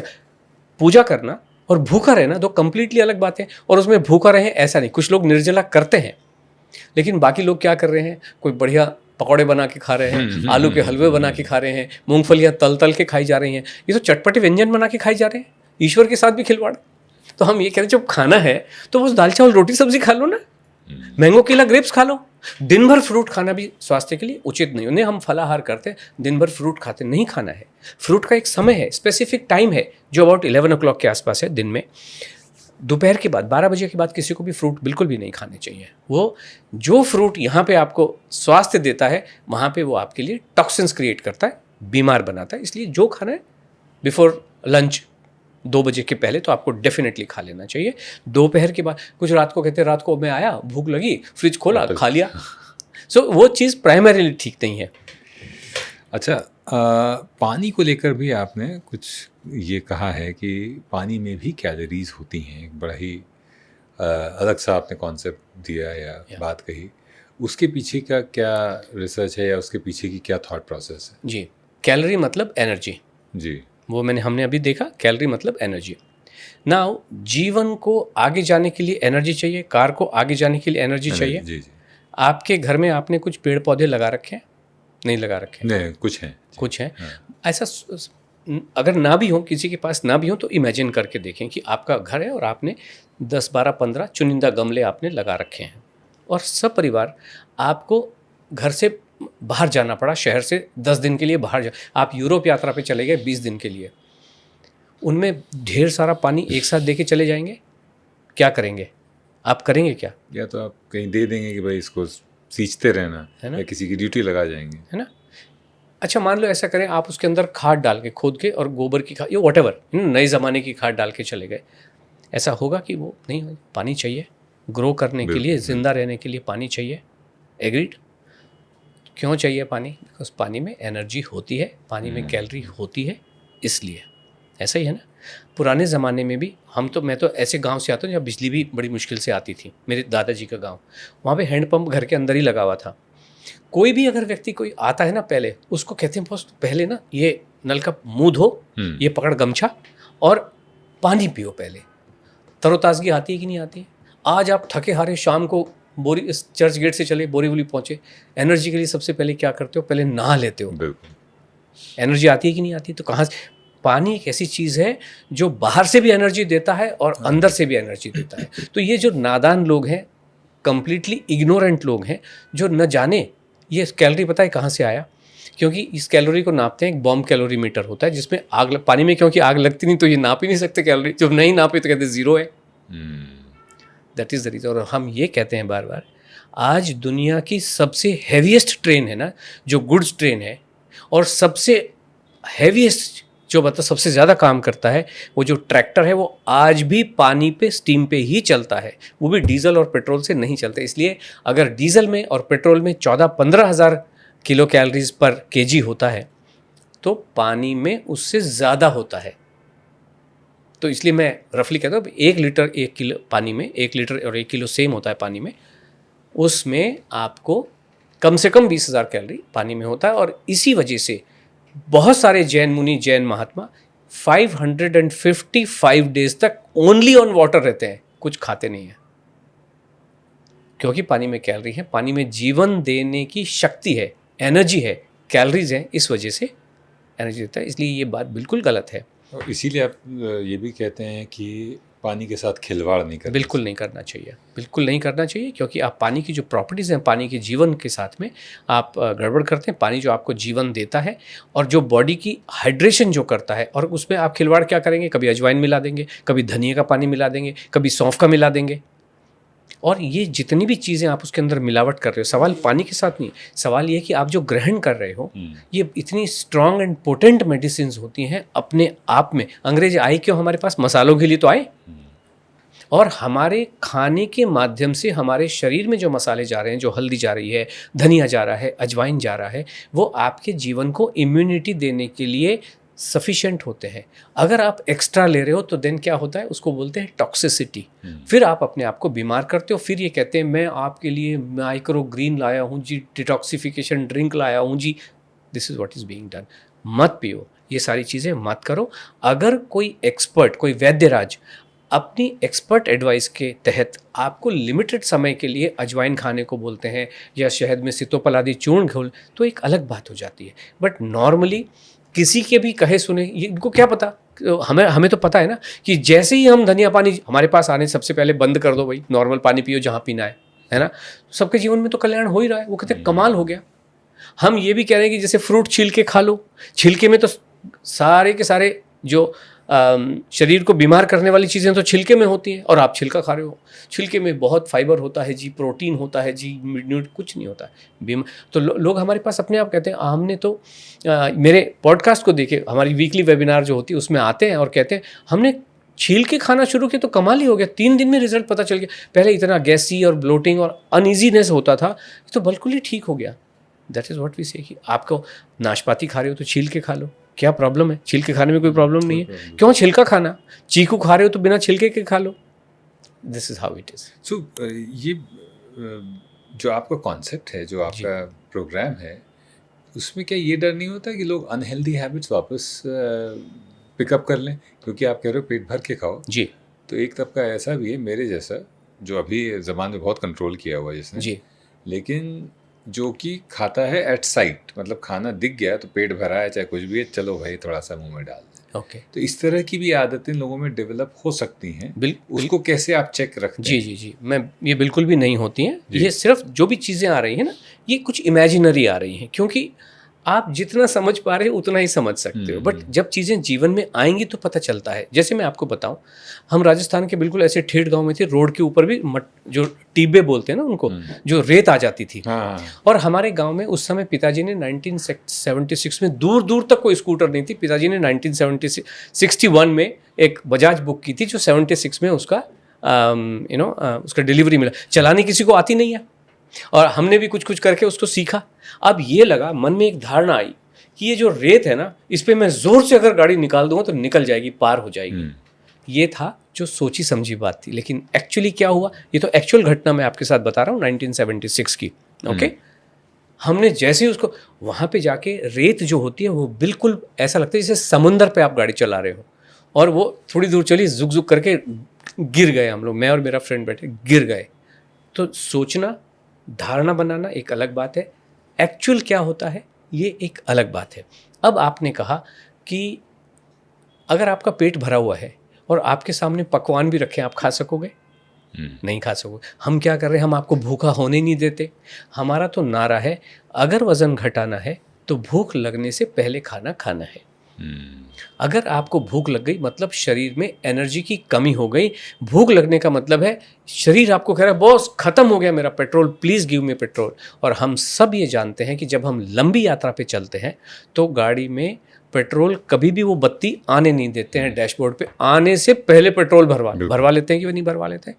अगर आपको भूख लगी नहीं है, और अभी आपने जो मुझसे सवाल किया कि चलते हुए कुछ उठाया और खा लिया, अगर जगह होगी नहीं तो खा लोगे क्या? नहीं खाओगे। हमारे प्रोग्राम में लोग कहते हैं बिंज ईटिंग करते हैं जी, हम रात को टीवी देख रहे हैं, भूख। मैंने कहा भूख इसलिए लगी है क्योंकि डिनर आपने पेट भर के खाया नहीं। अगर खा लोगे तो देखते रहो ना टीवी, कहाँ प्रॉब्लम है? और ये जितनी भी बिंज ईटिंग कही जाती है, ये हम तो कंट्रोल ही नहीं होता जी। भूख कौन कंट्रोल कर सकता है? नेचर की किसी भी फोर्स को या नेचर की रिक्वायरमेंट को कौन कंट्रोल कर सकता है? कोई नहीं कंट्रोल कर सकता। इसलिए क्या होता है, आप थोड़ी देर तो कहोगे रुक जा यार, भूख रुक जा, फिर क्या करोगे, फ्रिज में खोलोगे। अब फ्रिज में क्या है, बिस्किट पड़े हैं, चिप्स पड़े हैं, नमकीन XYZ कुछ भी पड़ा हुआ है। फिर फैकल्टीज़, थिंकिंग फैकल्टीज़, जो आपने अभी कहा गट ब्रेन कनेक्शन आया कि नहीं आया? It is connected, but brain मतलब अल्टीमेटली ये कह रहा है कि भूख लगी है और आपको आदेश देता है फ्रिज का दरवाज़ा खोलो या कबर्ड खोलो, जो मिल रहा है खा लो। अब वहाँ जो रखा होगा आप खा लोगे। और अगर हम आपको एक डिसिप्लिन्ड वे में पहले से ही आपका पेट भर के दाल चावल रोटी सब्जी आपने खाया है, मनपसंद खाना खाया है, भूख लगेगी क्या? नहीं लगेगी। तो आप रास्ते में जो मर्जी पड़ा हो, आप मान लीजिए किसी 5 स्टार बुफे में गए, 500 आइटम रखे हुए, सारे थोड़ी खा लेते हो। जितनी भूख लगती है उतनी 4 5 6 10 12 खा लिए, उसके बाद मतलब नहीं चाहो भी तो नहीं खा सकते। तो इसलिए लाइफ बहुत सिंपल है, और क्योंकि इसको आड़ा तिरछा बना दिया है, बहुत ही कॉम्प्लेक्स एंड कॉम्प्लिकेटेड बना दिया है। मैंने जो बताया आपको इजी लग रहा है ना? जी बिल्कुल। कि नाश्ता कर लो, पराठे खा लो, उपमा खा लो, पोहा खा लो, जो खाना है, ऑमलेट खा लो, और क्या खाना है, चिकन खाना है, खा लो। कितना खाओगे, पेट भर के खा लो, मैं तो बता नहीं रहा। आप अपने हिसाब से टेस्टी खाना बनाइए बढ़िया और खा लीजिए। और ये लाइट खाना है जी, आपको नहीं पता क्या लाइट खाना है और क्या हैवी खाना है। हम ये कहते हैं लाइट खाने के ना, क्या खाते हो? अच्छा लाइट में कुरमुरे खाता हूँ। कुरमुरे खा के अगले दिन 2 किलो वजन बढ़ता है। शाम को आपने 1 कटोरी मुरमुरे खा लिए, कुरमुरे मुरमुरे लाई जो भी कहो, क्योंकि लोग ये अब हर जगह इसको अलग शब्दों में बोला जाता है, लाई, हाँ कुछ भी कहते हैं। तो इसलिए कुछ लोग ऐसे ही कमेंट कर दें, अबे कुरमुरे नहीं होते मुरमुरे होते हैं। तो कोई कुछ भी कमेंट करते हैं, दैट इज़ ओके, वेलकम, आप कीजिए, ट्रोल भी कीजिए, जो करना है कीजिए, कोई प्रॉब्लम नहीं। But the fact of the matter is, अगर आपको, और ये नॉर्मली शाम के समय खाए जाते हैं, अगर आपने खा लिए, वज़न 2 किलो बढ़ने वाला है। हम कहते हैं वहाँ पे अगर समोसा खा लोगे ना तो वज़न नहीं बढ़ेगा। आपके हिसाब से समोसा इज़ हैवी और kurmure is light, but it is other way round. Samosa तो हम खिला रहे हैं, गोलगप्पे तो हम खिला रहे हैं। हमारे प्रोग्राम में गोलगप्पे जब खाए जाते हैं ना विजय जी, कितने खाए जाते हैं? पेट भर के। 20 खाओ चाहे 30 खाओ, गिनना तो है ही नहीं। हमारे यहाँ कोई काउंटिंग नहीं है। तो ये जो कंसेप्ट है कैलोरी वाला, मेरा तो ओपन चैलेंज है, पूरी आज से नहीं है, जब से मैं पब्लिक डोमेन में बाई चांस तुक्के से हम आ गए, और उसके बाद ये कारवां आप जैसे साथियों की मदद से बढ़ता चला जा रहा है।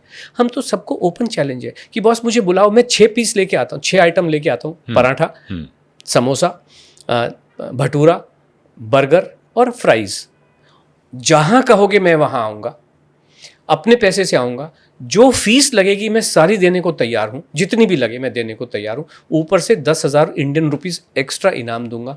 मुझे कैलोरी मेजर करके दिखा दो, बस उतना ही। ये कहते हैं कि समोसे में 500 कैलोरी होती हैं, तो मुझे प्लीज़ मेजर करके दिखा दो। मेरा बहुत ही सरल ये रिक्वायरमेंट बहुत मुश्किल है क्या? नहीं है ना। कैलोरी अगर जीवन में मायने रखती है तो मुझे मेजर करके दिखा दो ना, कहाँ प्रॉब्लम कहाँ है।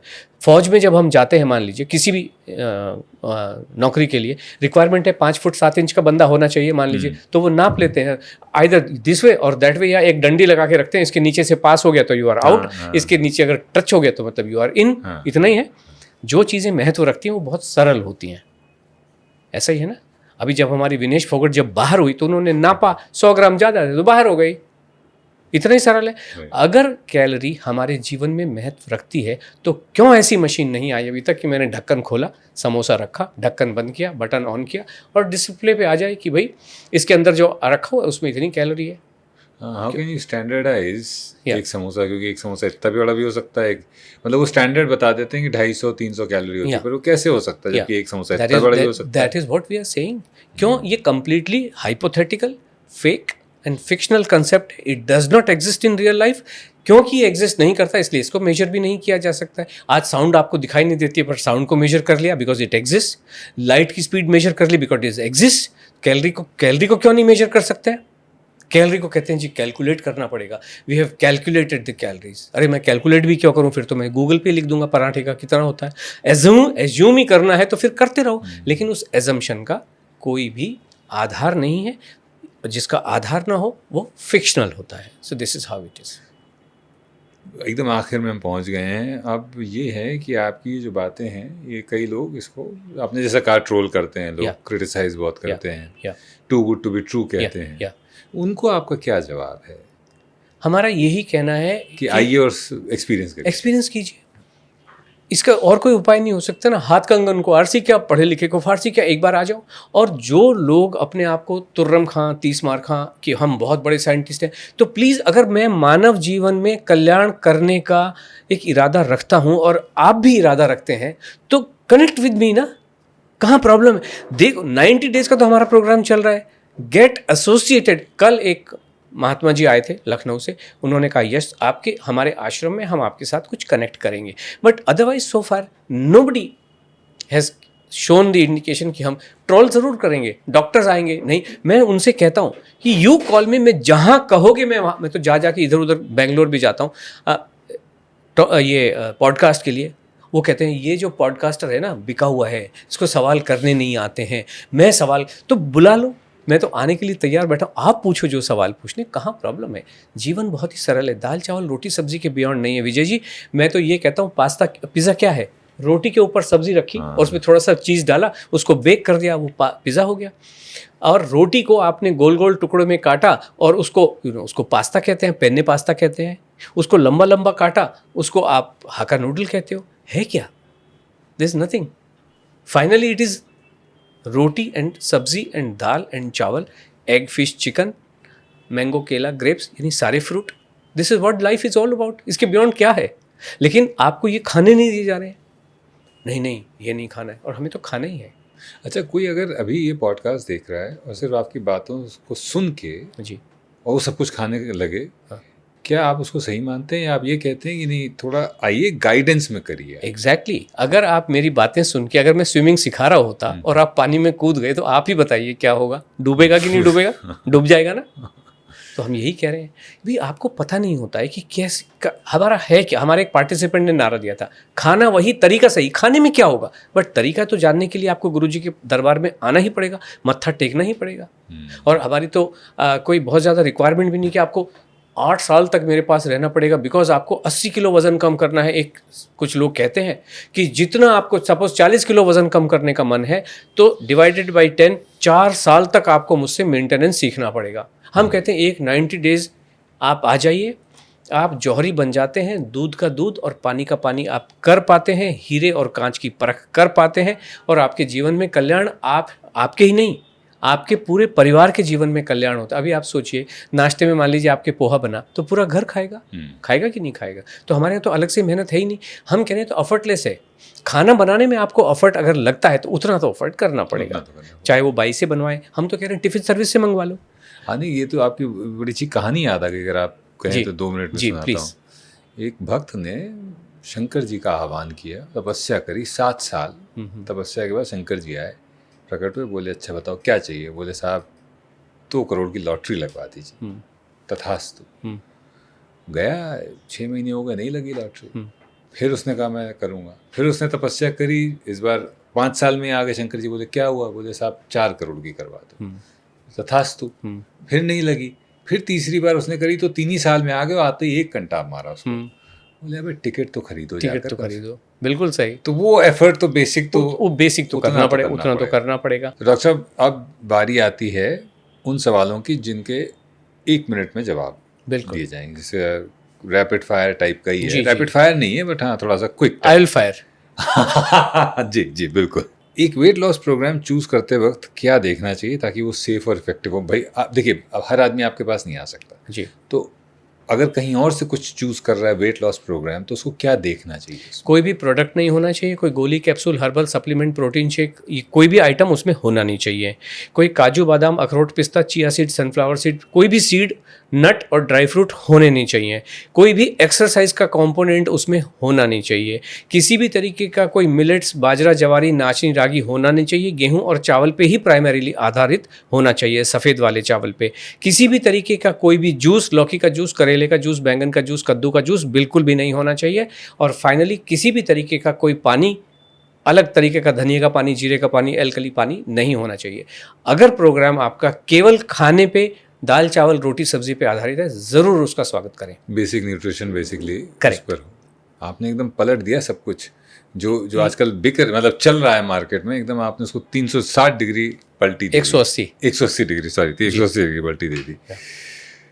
औरतों के लिए रियलिस्टिक वेट लॉस गोल्स क्या होते हैं? Very nice. ये हमारी स्टैटिस्टिकल, हमारा जो एनालिसिस है, हाई हमारा 90 डेज में कहीं पे भी जाए 20 किलो, लेकिन जो एवरेज स्टडी है उसके हिसाब से 97 ग्राम्स पर डे, हम इसको 100 ग्राम पर डे का एक अचीवमेंट टारगेट आपको लेके चलना चाहिए। यानी कि 10 दिन में 1 किलो, 20 दिन में 2 किलो, 30 दिन में 3 किलो, इस रेट से आपको अपना वजन टारगेट लेना चाहिए। ज़्यादा ज़रूर मिल सकता है, लेकिन इतना आपको टारगेट लेके चलना चाहिए। महिलाओं के लिए बेसिकली 90 दिन में आप 9 किलो हम टारगेट लेके चलते हैं। 15 किलो भी कम होता है, और 20 किलो तो हमारा लॉकडाउन के टाइम में था, लेकिन ओपन दुनिया में 18 किलो 650 ग्राम का हमारा रिकॉर्ड है। ओके। वेट लॉस के प्रोसेस में हाइड्रेशन कितना ज़रूरी है, पानी का इनटेक? हाइड्रेशन केवल वेट लॉस में ही नहीं, जीवन में बहुत ज़रूरी है। लेकिन जो इन लोगों ने गलत धारणाएं बना रखी है ना, 6 लीटर पानी पियो, 4 लीटर पानी पियो, वो गलत है। पानी हर चीज़ में होता है, संतरे में भी पानी है और एप्पल में भी पानी है। वो पानी भी आपको हाइड्रेट करता है। इसलिए जो वाटर हैज़ वाटर, वो एक अलग सब्जेक्ट हो जाता है। और उसके लिए हमारा ये कहना है, अगर प्यास लगे तो समंदर भी पी जाओ, और प्यास न लगे तो एक बूंद भी नहीं पीना है। क्या बात है। नींद का क्या रोल है वेट लॉस में? 7 घंटे की नींद बहुत ज़रूरी है। वेट लॉस नहीं, अच्छा सेहत। बढ़ा हुआ जो वेट है वो इस बात का इंडिकेशन है कि आपकी सेहत अंदरूनी रूप से बहुत ख़राब है। और सोने का बहुत बड़ा रोल होता है। लेकिन ये कहना आपको 7 घंटे सोना चाहिए जी, बहुत आसान है। वो कहेगा बॉस मैं 10 बजे लेट जा, मेरे अधिकार में क्या है? बत्ती बंद करके लेट जाना। नींद आना ना आना ईश्वर की कृपा है। तो हम ये कहते हैं, हम इंश्योर करते हैं खाने के माध्यम से जब आपको न्यूट्रिशन मिलता है, 7 घंटे की नींद तो आपको चुटकी बजाते आती, इधर बेड पे गिरे उधर नींद आई, ये तो खाने से ही होगा। इसके लिए रिचुअल्स नहीं करते, स्लीप रिचुअल्स। पर्दे बंद कर दीजिए, येलो लाइट जलाइए, ब्लू लाइट होनी नहीं चाहिए, मध्यम संगीत चलाइए, एरोमेटिक लिक्विड वहाँ चलाइए, आप रिलैक्सिंग कैमोमिला टी पीजिए, तकिए के ऊपर कुछ परफ्यूम डालिए। नॉनसेंस बातें हैं। खाना खाओ, नींद तो चुटकी बजाते आती है। एंड वी एंश्योर कि आपको 7 घंटे की नींद आए और अनडिस्टर्ब्ड आए, जीरो वॉशरूम के लिए उठना ना पड़े, धरती फटे, आसमान गिरे और आपको कोई हिला भी ना पाए। जी। पानी कितना पीना चाहिए? पानी मैंने, हमारा तो फार्मूला मैंने आपको बताया। जी जी। प्यास लगे तो समंदर भी पी जाओ, प्यास न लगे तो एक बूंद भी नहीं पीना है। अच्छा, मिलेट्स आपने कहा डेंजरस है। डाइटिशियंस आजकल मिलेट्स कह रहे हैं गेहूं छोड़ दो, मिलेट्स खाओ। क्यों डेंजरस है? ये मैंने आपसे क्या कहा, ये एक्सपीरियंस बेस्ड प्रोग्राम है। हमारे पास जितने भी लोग हैं ये सब दंद-फंद करते हुए आ रहे हैं, तंग हो गए। वो कब तक मिलेट खाओ? 4 साल, 5 साल, 8 साल, 12 साल, कभी तो कुछ कल्याण होना चाहिए ना। वो कहते हैं जिस दिन से हमने गेहूं खाया उस दिन से जीवन में कल्याण होता है। करके देखो। लेकिन उसके लिए एक सतत प्रोसेस है। जब गेहूं और चावल को एक साथ नहीं खाएंगे, जीवन में कल्याण बिल्कुल भी नहीं होगा। So this is what we are saying कि खा के देखो। और फिर आप, अगला सवाल हो सकता है आपका कि गेहूं से तो स्पाइक आता है जी, शुगर स्पाइक है ना। हाँ। तो हम खा किस लिए रहे हैं? स्पाइक के लिए ही खा रहे हैं। खाने से स्पाइक तो आना ही चाहिए। और अगर बाजरा आपको स्पाइक नहीं दे रहा है, दैट मीन्स वो डाइजेस्ट नहीं हो रहा है। अब आप समझ सकते हो, अगर डाइजेस्ट नहीं हो रहा है तो उसका एग्जॉस्ट भी नहीं हो रहा है। एग्जॉस्ट नहीं हो रहा है मतलब आपके सिस्टम को चोक कर रहा है। और फिर ये कहते हैं कि हम आपको डिटॉक्स करेंगे जी, एनिमा लगाएंगे जी, निकल तो रहा नहीं और पीछे से हम कुछ धक्का मार के, that's all stupid things.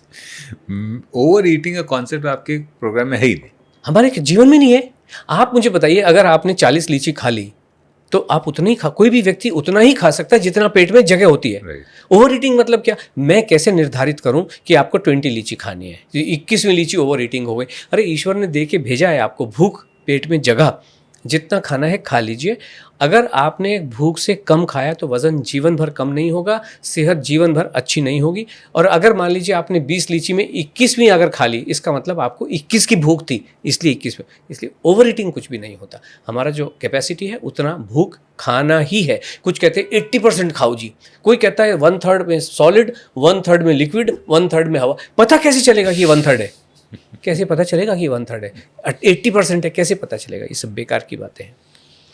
Mental health का क्या रोल होता है खाने में, या खाने से मेंटल हेल्थ इफेक्ट होती है? हाँ, ये दूसरा वाला जो एस्पेक्ट है ये बिल्कुल सही है। हाँ।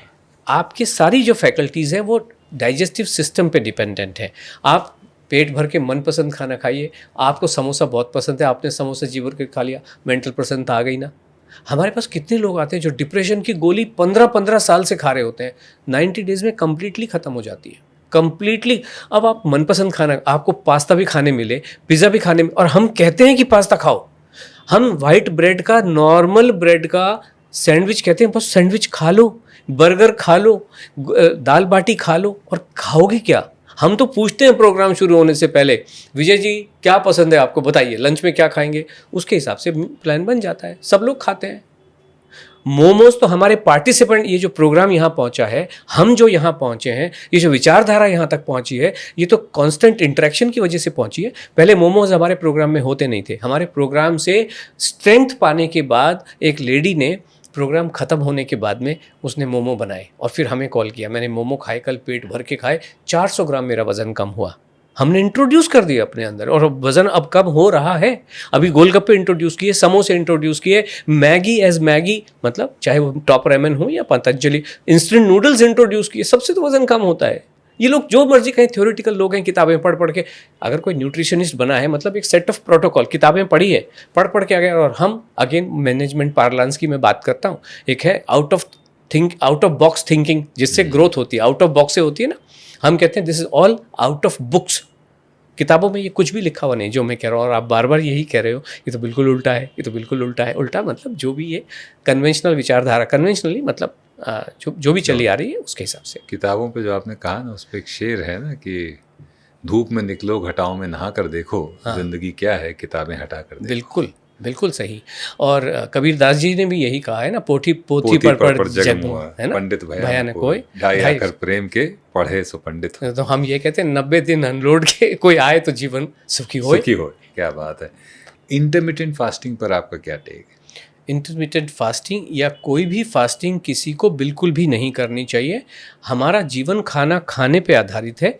ये फास्टिंग के जो तरीके हैं, ओमैड हो या टू मैड हो, 2 मील्स अ डे, ये सारी चीज़ें बेकार हैं। 5 मील आपको खाने ही चाहिए। और इंटरमिटेंट फास्टिंग ये किसी ज़माने में वर्ल्ड वॉर 2 के टाइम में आया था, जो हमारे अमेरिकन हार्ट एसोसिएशन ने उस समय सो कॉल्ड साइंटिफिक स्टडी के बाद इन्होंने कहा कि ये ऑटोफेजी होती है। जब आप खाना नहीं खाते हो या भूखे रहते हो तो शरीर या तो अपने फैट को खाता है या बीमारियों को खाता है, और आपका कैंसर तक भी ठीक हो जाता है। और ऑटोफेजी को नोबेल पुरस्कार भी मिला।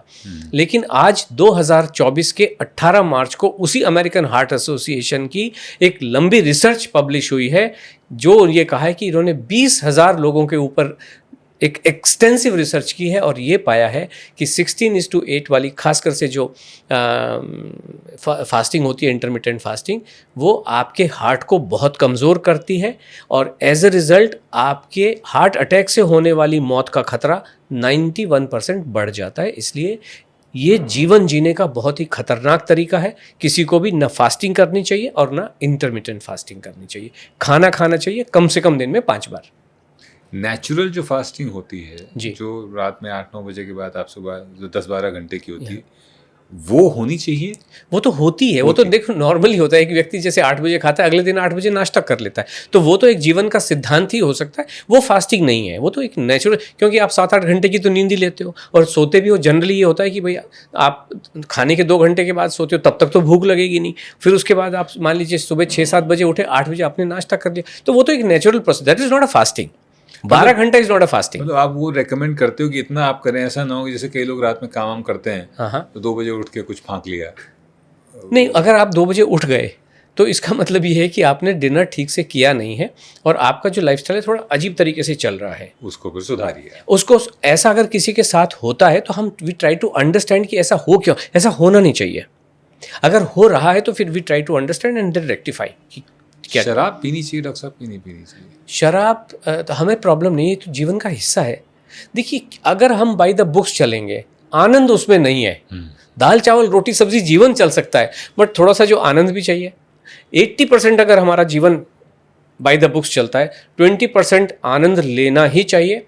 और इसलिए हम कहते हैं कि अल्कोहल, मदिरा, दारू, मद्यपान में कोई प्रॉब्लम नहीं है। चरक संहिता में भी मद्यपान के बहुत गुण कहे गए हैं। वो मद्य का क्या मतलब है, ये चर्चा का विषय हो सकता है। वो विस्की उस समय शायद नहीं रही होंगी, तो जो भी मद्यपान होगा, लेकिन उसमें ये बहुत रेचक होता है, आपके शरीर को स्वास्थ्य देने वाला होता है। ऐसे ऐसे स्वास्थ्य जिसको मैं कहूँ ये वाजी कारक भी माना जाता है। दारू का जो कंजम्पशन है या मद्यपान, उसका एक चैप्टर ही है पूरा। चरक संहिता में मद्यपान के ऊपर पूरा चैप्टर है और उसमें इसके बहुत गुण कहे गए हैं। लेकिन अगेन बात वही होती है कि under the correct way of doing the things you should be doing the things. Otherwise आप बेतरतीब कर रहे हो तो फिर तो आपके परिणाम आपको भुगतने ही पड़ते हैं।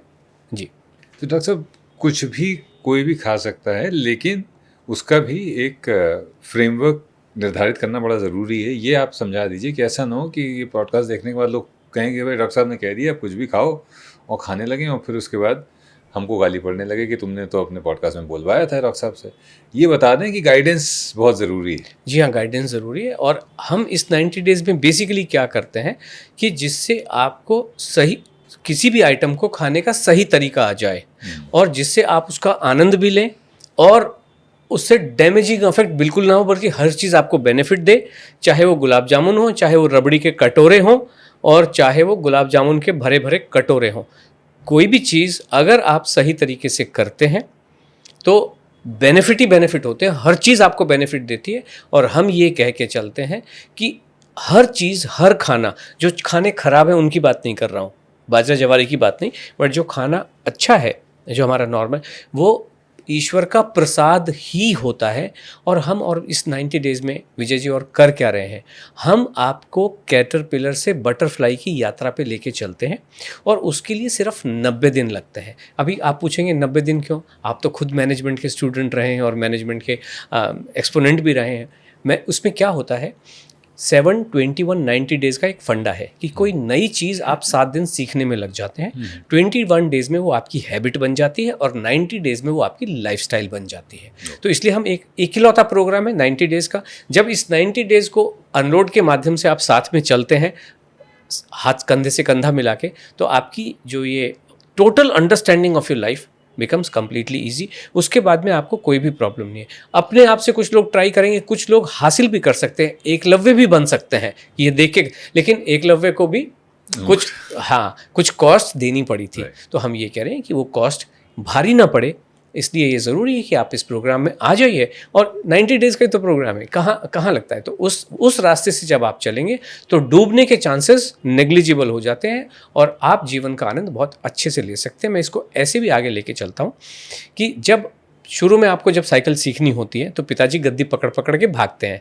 फिर क्या होता है, गद्दी छोड़ देते हैं लेकिन साथ में भागते हैं कि बच्चा गिरेगा तो पकड़ लेंगे। और एक बार कॉन्फिडेंट हो गए, उसके बाद आप ओलंपिक की रेस जीतो ना, रेस में खेलो ना, किसने मना किया। सो this is how it is. ये 90 दिन आपको देना ही चाहिए। आपने इतनी सारी चीज़ें पढ़ी, हड़प्पा पढ़ा, मोहनजोदड़ो पढ़ा, ये पढ़ा, इंटीग्रेशन पढ़ा, जीवन में कुछ काम आ नहीं रहा। क्या काम आ रहा है ना। ठीक है, कुछ जीविका कमाने के लिए काम आ सकता है, बट जीवन चलाने के लिए इन सब चीज़ों का वो नहीं होता है। जीवन चलाने के लिए कैसे चलाना है, कैसे नहाना है, कब नहाना है, कब क्या खाना है, कैसे खाना है, किस कॉम्बिनेशन में खाना है, एक बार 90 डेज़ में अगर आप सीख लेते हैं तो ये पूरे कुनबे के लिए आप अपनी माता जी को भी बता सकते हो, ऐसा खाना माँ, दिस इज़ द वे। आप अपनी देवरानी जेठानी जो भी घर में उन सबको बता सकते हो, सास ससुर को भी बता सकते हो, और सब लोग आके बैठ के वेबिनार सुने, अपने जीवन में कल्याण करें। यही हमारा एक मिशन चलता है कि पूरा मानव जाति खाने से मोहब्बत करे। विमेन फिट तो इंडिया फिट, विमेन फिट तो दुनिया फिट। खाने से मोहब्बत करें, ये सबसे इम्पोर्टेंट लाइन है और ये सबसे बड़ा टेक अवे है आज के हमारे पॉडकास्ट का। खाने से डरने लगे हैं हम लोग, और शायद यही हमारी जीवन में आ रही समस्याओं का कारण भी हो गया है कि क्योंकि डरने लगे हैं तो शायद कहीं ना कहीं न्यूट्रिशन जो है वो थोड़ा सा कम हो गया है। इस बात को कि आप कुछ भी खाकर वज़न कम कर सकते हैं, आपको एक, जिसे कहते हैं ना, एस्ट्रिक कंडीशन के साथ लेना पड़ेगा। वो कंडीशन ये है कि उसके लिए एक मार्गदर्शन होना बहुत ज़रूरी है, एक मार्गदर्शक का आपके साथ होना बहुत ज़रूरी है जो आपको तैरना सिखा दे। उसके बाद आप पूल में उतर कर कुछ भी खा सकते हैं, उसको लिटरल सेंस में ले सकते हैं। डॉक्टर साहब, हमसे संवाद करने के लिए बहुत बहुत धन्यवाद। खाने के आसपास जो भ्रांतियाँ फैली हुई हैं उनमें से काफ़ी चीज़ों को दूर करने के लिए बहुत बहुत धन्यवाद। और मैं आ रहा हूँ आपके प्रोग्राम में जल्दी। आपका बहुत बहुत स्वागत है। आना ही चाहिए, हर मानव आपके माध्यम से ज़रूर आएगा। हर परिवार से एक लेडी आ जाए, जीवन में कल्याण होना ही है। ये तो बहुत ये तय रहा कि हम अपनी बेगम साहिबा को जी भेजते हैं फिर। जी, thank you so much Thank you. And we'll be more than happy to welcome you in the program. Thank you so much. Thank you.